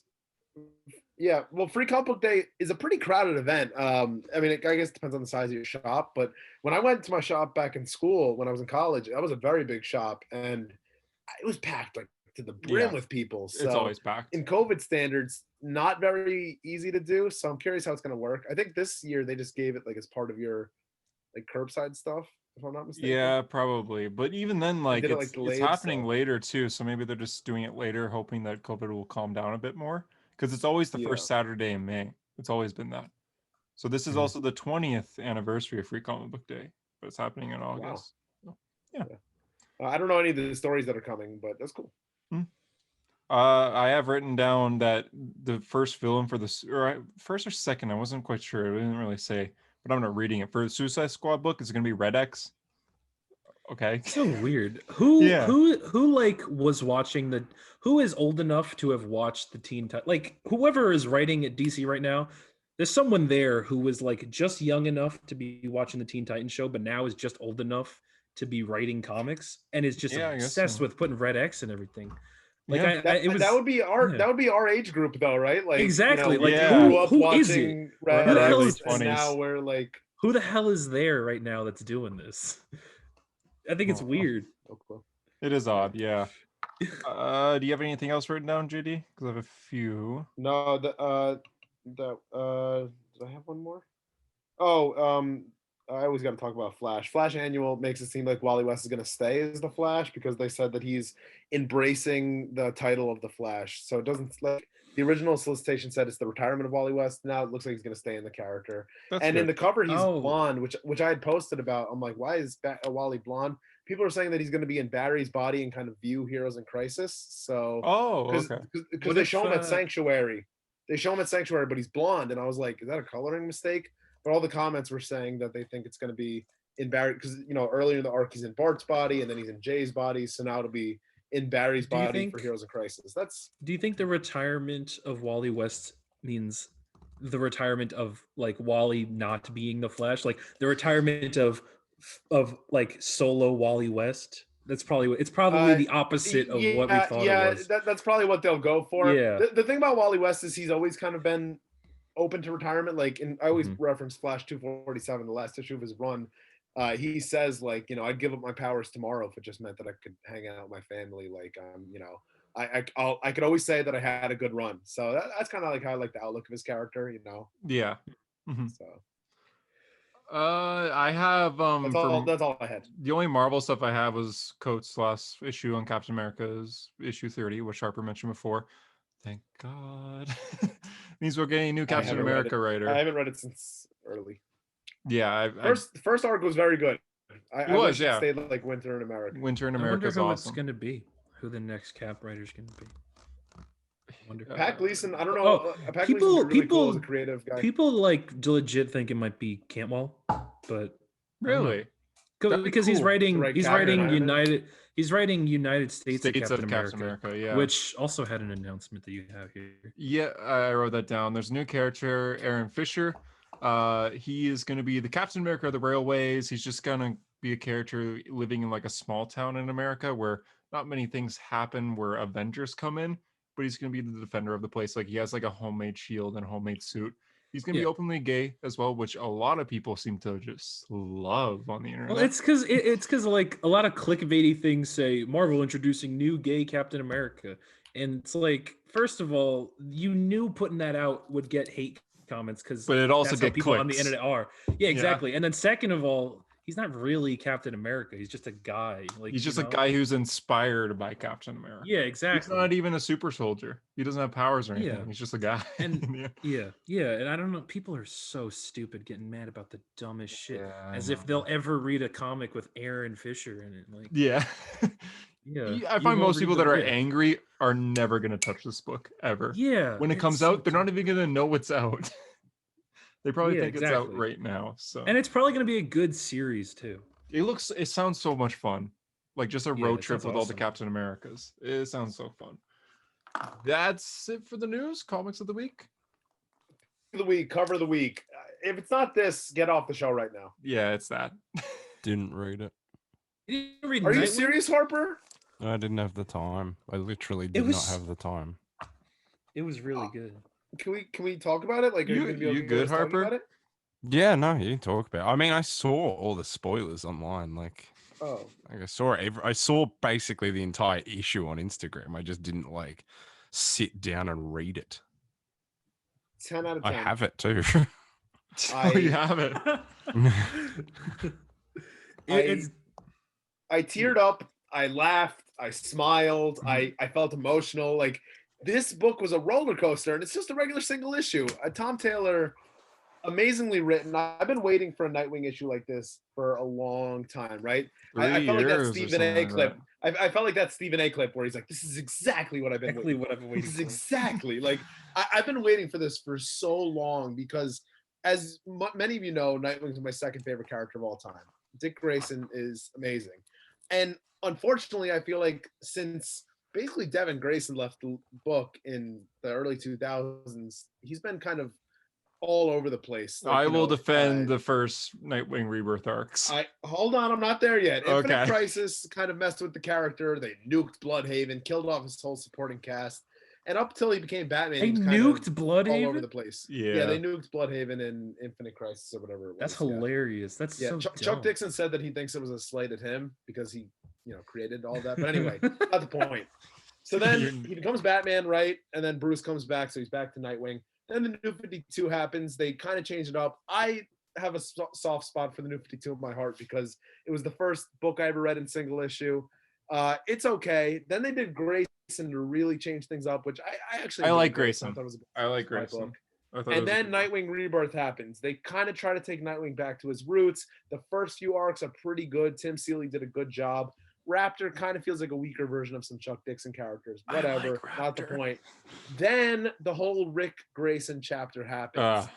It's not good. It's not, right? I read most of it. Wanted it to be good, but it was not good. He becomes a taxi driver, shot in the head. He's not Nightwing. But now we finally have hope. Tom Taylor is taking over Nightwing, and he wants to go back to the Dixon era of storytelling, and I'm here for it because that's my second favorite run of all time.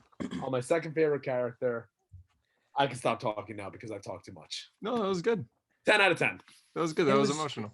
It was really good. And I'm not even like, I like Nightwing a lot, but I haven't really sat and read a lot of his solo comics. I don't know, something about them is just like, I've tried to read the early Dixon stuff. It's very 90s, and I think it's like a barrier. You gotta get through the first volume. First volume. It's a barrier I'll have to pass one day. But this was really good.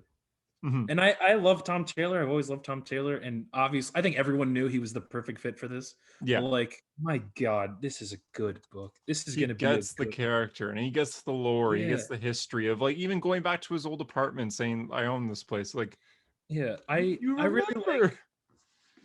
really liked it. I like his humor. Like, I think he makes fun of the Rick stuff. Oh, that was good. Yeah. I think sometimes when you see Nightwing, I feel like there's writers that either lean too heavy with the jokes, or there's writers that like have him like stoic as fuck, like Bruce.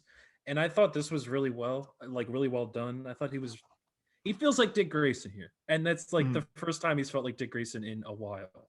3 years or so. Yeah, it's awesome. I mean, obviously that's intentional, but it's great because the return of Nightwing. The first time we saw Nightwing come back after Rick was Death Metal, where he's a background character being like, "We gotta go back" and stuff. It's like, okay, come on. I kind of felt like this was gonna be, the change up for Nightwing that he needed, because it started at the top. Because on the cover, if you remember, starting the New 52, they put the Bat logo behind Nightwing, which I always thought was weird because in his old solo book, you had the Nightwing logo, right? It's his logo. Why not have it behind him? They finally returned to putting like his logo behind it instead of the Batman logo. Like, the W he's his own man. He doesn't need the Batman logo behind him. So, I was actually thinking like, I think the problem with DC and Nightwing, a lot of it was obviously DiDio, but I think the problem was that they viewed Nightwing as like a downgrade, like that he should, when he became Batman and then he became Nightwing again, and then DC was like, they felt like a downgrade for some reason, even though he's more Nightwing than Batman. Mm-hmm. Well, DiDio's famous thing on Dick is you can't age Dick Grayson because Batman can't age. So exactly, you can only go to a certain point with him, and then you can't do anything more with him. And I think that was the problem. The problem was viewing Dick like he had to be like the problem was not viewing Dick as his own character from Bruce. But that's what makes Dixon's run so great, is he is his own character. And in the beginning of Dixon's run, like, he's very like anti-Batman. I'm separate from Batman. And he eventually gets to embrace with Batman, like, okay, we coexist. So it's nice to see something like this. They use the lore so well, hit Babs when she's young. I love it. I love it all. The dog. Cool. Oh God, I love it. This is such I'm really excited for the dog. Yeah. The Alfred letter really got me. Oh yeah. The Alfred letter, I teared up a little bit. I'm not gonna lie. Like, I think some people kind of cap when they say they tear up in comics, but man, that was it hit. It's basically just Alfred. Yeah, it definitely got me. Yeah, I guess Harper, you don't really fully know, but Alfred gives. Since You'll Alfred, know when you read it. I don't know if you read comics, Harper, but Alfred died recently. He's Batman's butler. But he died when Dick Grayson was Rick Grayson. So Rick didn't really know who he was. So Alfred left a letter for Dick that he didn't read because he was Rick. And Barbara comes to Dick's place and gives him the letter. So this is like Alfred's goodbye to Dick Grayson. And it's long and it hits hard. And it ends with like, I am so proud to have called you my son. So, yeah. Yeah. And it's Alfred telling Dick that he's like very proud of him, and he's like, the strength that you exude and the humor and the optimism, like, you're the best. Yeah. And it's true. It's like Dick Grayson's like, I think you can view Dick Grayson as like the heart of the DC universe. And I think that's what he is. And I think the problem was pretending he wasn't. Yeah, of course. And it's basically Alfred saying, "Hey, man, I'm a Nightwing fan." Yeah. I really hope Taylor sticks with this book. Like, I hope he stays on it for a long time. I know he writes so much stuff. Like, he does a lot, and I respect it. Like, him and Bendis, like, they're so good at just multitasking titles. Like, how you could write so many, I couldn't even imagine. He was on the Injustice books for years, but he wasn't on Suicide Squad very long. So yeah, I hope this is a long run. I hope Bruno Redondo, like, I think this has potential to be DC's Daredevil by Zdarsky, like, make it DC's best that ongoing run. Yeah, make it that run, and I want, the thing about Zdarsky Daredevil is the art's pretty consistent. It's mostly the same artist. Oh, the art want in this is so good. Bruno Redondo to be the main Nightwing artist because it's so cool. It's perfect for him. It's someone said it's like kind of like Hawkeye, Fraction Hawkeye, like that kind of simplistic type of art. It is simplistic, yeah. The suit doesn't have much detail. It's fully black, but you get a little bit of detail where it's just the comic dots. Oh, that's so cool. And he's bringing back little things like next issue, the Wingdings are going to come back, like his little Nightwing batarangs. Like, you think he'll get finger stripes eventually? Yes, I hope so. 100%. I believe so. 100%. And Babs is back as Oracle.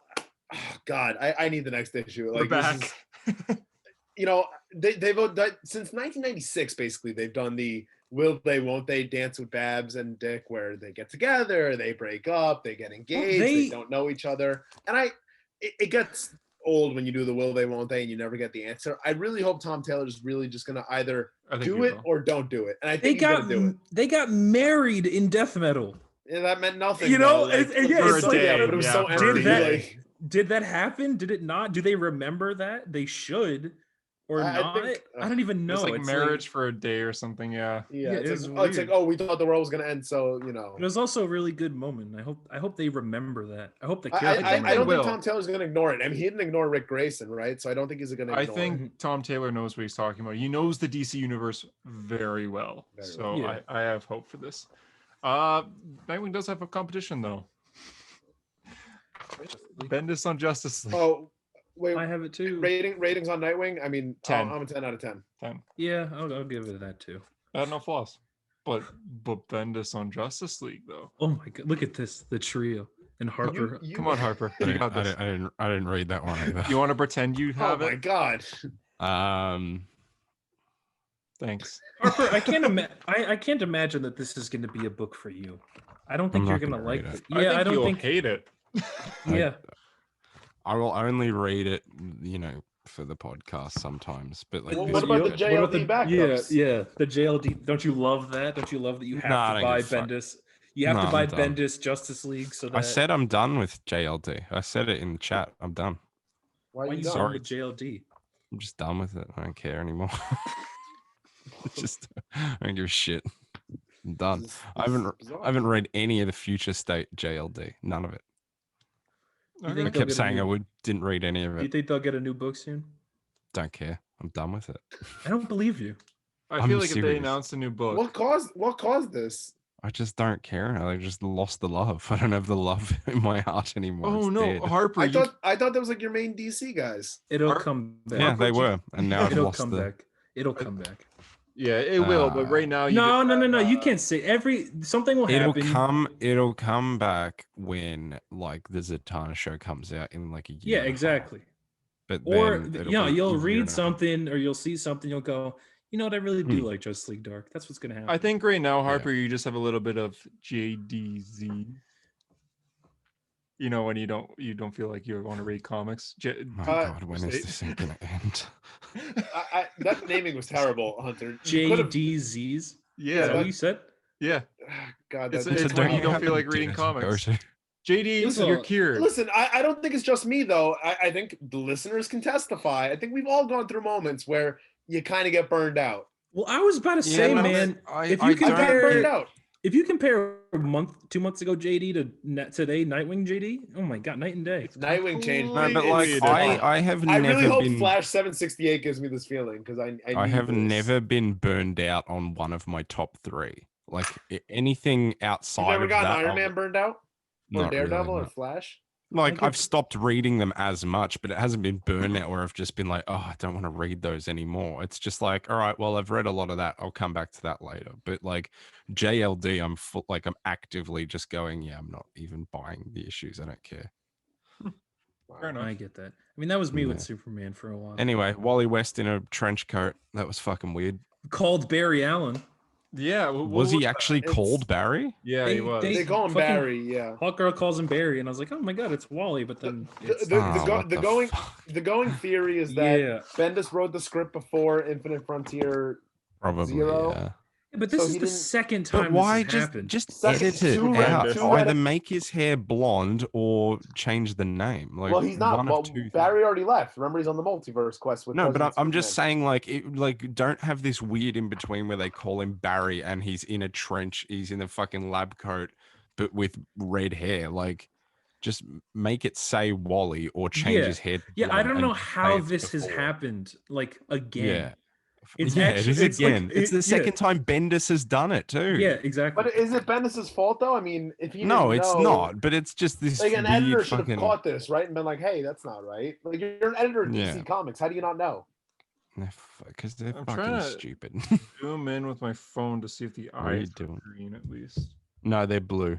Oh, they are blue. I just zoomed in. Yeah, no, they're blue. I kind of dig the lab coat and Flash look, but also it doesn't really make sense. It looks cool, but it's just weird. It's like the animated Justice League, but he has nothing to do with science. Wally doesn't care about that. He's like a car mechanic, you know? Yeah. I think it was meant to be Barry. Yeah, obviously. It was definitely like Bendis in his head was writing Barry, but yeah, I don't know. He doesn't really have any lines either. Do you think people just don't want to correct Bendis? Like if I've heard this theory before. I've heard this theory. If they knew it's Wally, if they knew it was Wally, they're just like, just don't tell him it's Barry. We'll just draw Wally because it's Wally. Like you just can't have him write Wally. You can't just have him go back. It's silly. This is what I said to Hunter about this title when he wanted me to read it and I didn't want to read it. He's like, "Oh, but Wally's gonna be the Flash," and I was like, "Yeah, but are they gonna write him like he's Barry? Because am I going to like that?" I also don't think he's going to be in this series much. Yeah, apparently they are going to write him to like he's Barry to the point where he's going to be Barry. He's going to have been Barry. When is the last time the Flash has been good in a Justice League book? Please give it to me because it wasn't Scott Snyder's. It wasn't Brian Hitch's. Jeff Johns. He didn't really do much in Jeff Johns. Yeah, he didn't. He was barely. Probably Grant Morrison. Yeah, like it's been that long. Like that's a while. But if you think about it, he's right. Yeah, he's right. Early 2000s. Why are you booing him? He's right. No, it's been since the 90s. That's a good point. Yeah. I think a lot of the times, I just don't want him written as a one-dimensional, like, he's the fast guy who makes jokes. Like, and I think a lot of the times, I could get away with Vandal Savage's hair? God, I hated that line. Oh. I think a lot of the times the problem is with the Justice League is that DC writers view it like it's like this monolith. It has to be Batman, Superman, Flash, Green Lantern, blah, blah, blah. It has to be those characters. And I don't think Bendis looks at it like that because he's putting fucking Black Adam and Naomi on it. So I don't think I think if the Flash is on this Adam team, and Naomi and Hippolyta. If and Hippolyta. Oh yeah. No, Hippolyta, as Hunter would say. Yeah, I was gonna correct you guys.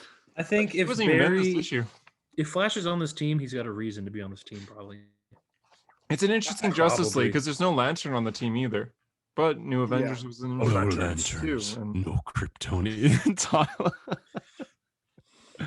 The same soulmates.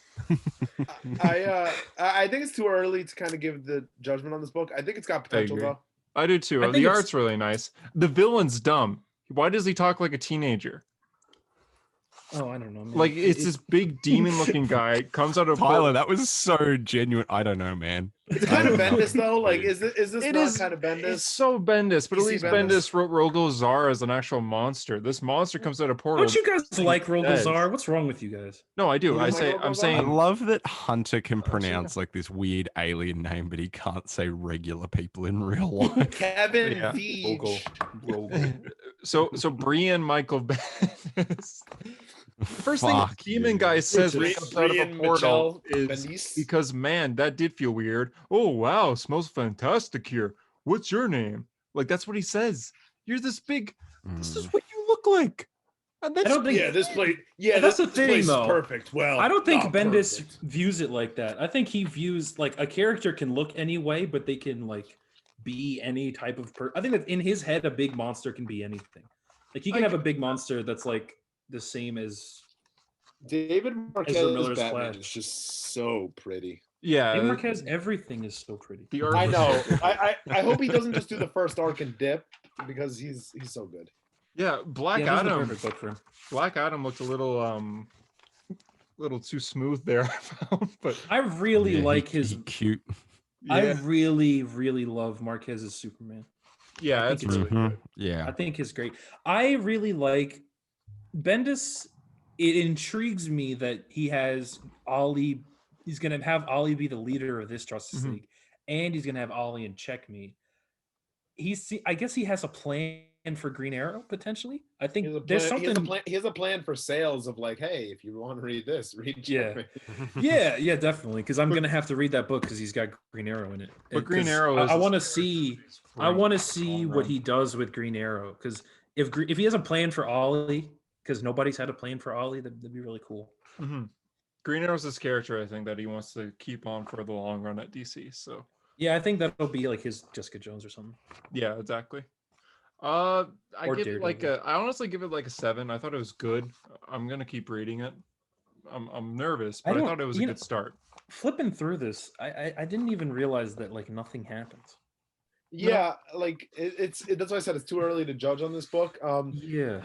According to the solicitations, because I was looking through all like March through June solicitations to kind of, I was getting flash covers for a post, but I started reading some of them, and I'm like, it's very Naomi based. It's very like Naomi is a big part of this. So Well, they said the monster that came in was from Naomi's universe. So. yeah, so it'll be interesting to see, if Bendis is able to do more with Naomi than he did in Young Justice. We did put this in the news because I guess it's not really a big deal, but they did cast whoever's going to play Naomi for the CW show they're doing. Oh, I forgot this going to be a CW show. Oh yeah. Yeah. I Ava forgot that was DuVernay. happening. Yeah, they cast a bunch. They cast Naomi and a bunch of characters as well. Oh jeez. Okay. So I guess she's gonna blow up soon, which is kind of cool. Yeah. How that's a about that shame. first issue? That one's already. Oh yeah, that came out. Thoughts? Didn't read it. Wait, what did you read? No, I'm kidding. Okay. Oh, I was about to say what? I was like, you posted panels from it. Yeah. Yeah, it was literally the one thing I read this week, and I read it like right before I went to bed, and then went to work at like 6 a.m. Yeah, it's good. I don't It's think like- I'm caught up. Well, Tyler, I really think trade weight because the first 12 issues of this run are going to be one big story, and it's going to be a lot. What better. issue is this? 7. There's 7 already? Yeah. Oh It's my good. god. It's really good. Yeah, and it is good too. It's like it's impressing me more and more with each issue. I It's have just it like- right now. I'm looking at it, but I don't think I read this. I would last one. honestly say trade weight. Like I don't even have a lot to say. It was like Rhodey and Tony's dynamic was really good. His like Good team cover, was though. very funny. The cover's Good cover. amazing. Well, yeah. Um, Yeah. But yeah, Nothing new. I it feels like this will be a great book to talk about when it's at the end of this like massive Korvac saga. Yeah, because this is a Like once long that's arc. done. It's good. Yeah. Oh no, it was cool. There was a really cool moment where Tony like reached out through the Patsy Korvac mind connection, and he was like, "All right, show me whatever this utopia you're talking about is. Like, you want to, crush down the universe and make it as simple as possible and peaceful. Show me what that looks like." And Yeah, he then actually talked. Yeah, and Korvac's like, "Oh my god, I didn't think you'd understand." Like he has this really genuine moment of like, "Tony, I like you get it," and like then he shows Tony, and it's just like this world of crystals where everyone has become these like little crystal dog things, and it's all part of like one hive mind, and there's no thought and no emotion, no anything. And Tony's like, "So basically, what you're saying is you're gonna make a crystal world where we're all crystals eating crystals." And then Korvac's like, "I knew you were wrong with love," and then they Yeah, sends I knew you. I knew you were a dickhead. yeah, I knew you fucking sucked, man. Yeah. Go And then he sends Iron Man to Canada, I guess. Yeah, look, I have no idea. Who those characters are. Yippee-ki-yay. That's going to be happy about you. You're gonna Tyler, can you flick to that last page and tell me who the fuck they are? Because I have no idea. But it was funny where he's like, "Are you Canadian?" Like these weird, outlandish aliens. There's a strange team, and to quote them, they go up to Iron Man and say, "Don't move, Colony Patrol. Trespasser located. Report you tripped." What does it say? Report you tripped the perimeter a ways back. You're a non-authorized, which means we're taking you in. Less than you want us to neutralize you right here, eh? And Iron Man just goes, "Are you Canadian?" You Canadian? Because they talk like very Canadian. No clue who these guys are. Colony Patrol. Okay, awesome. All right, it might be new. Yeah, well, it was either they're new or it's like this deep cut. That I just wasn't Flight coming back? I hope so. I got their first appearance the other day. Oh yeah, I saw that. Yeah, I finally found it. Yeah, you found some like. Looks like they invented it for this. I can't see. Okay, cool. Else. All right, cool. Well, I don't have to know anything. Tyler's your Marvel guy. Well, he is for shit like this. I'm just like, I have no idea what this is. Thor came out. It was cool. Odin has cool armor, and I highly recommend it. I won't go into more detail besides good that. Review. These ads are so dumb. Queen and Adam Lambert. I'm not gonna do that, Marvel. I don't give a fuck. You sound like Harper there. It's shit. Who cares though? I feel like this is I think like the Snyder Cut talk really drained the energy. Meanwhile, I saved all my energy for Nightwing. So you have a lot of energy. You carried it. There was a solid 30 minutes there where I was just dead silent. I was reading it back. You look like me. I realize now what I look like during the podcast, and I was like, wow, he's just staring. I feel quite dead. I'm so dumb. So I was looking at this Superman Red and Blue issue, right? And I was like, why is it reading like this way? I was looking at it backwards. I was like, when you showed it before, I was like, oh, I didn't realize that was the cover. I was like, I didn't even see that. Yeah, I was literally looking at it like, this is a weird cover. It was a manga?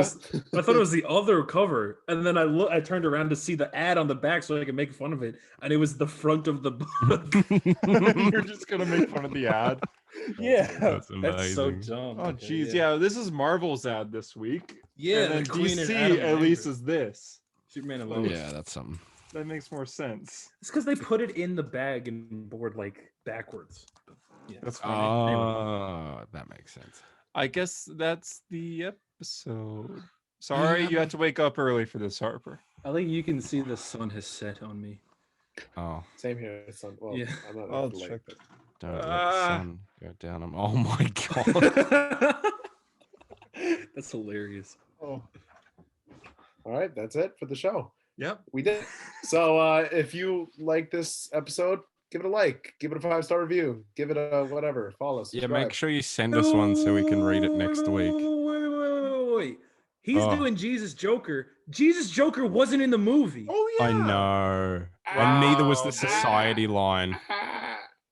Oh my god! Who else is gonna give you a rating? Why did he reveal that? Was that a cut scene? That's hilarious. I think he wanted that Joker cult to get ready.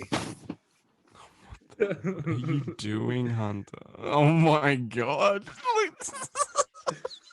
This is my superhero suit. If I was a superhero, this is what I look like. That is awful. You look like that. I want someone to do art of this. The white with the green and the stripe, the green stripe in the middle.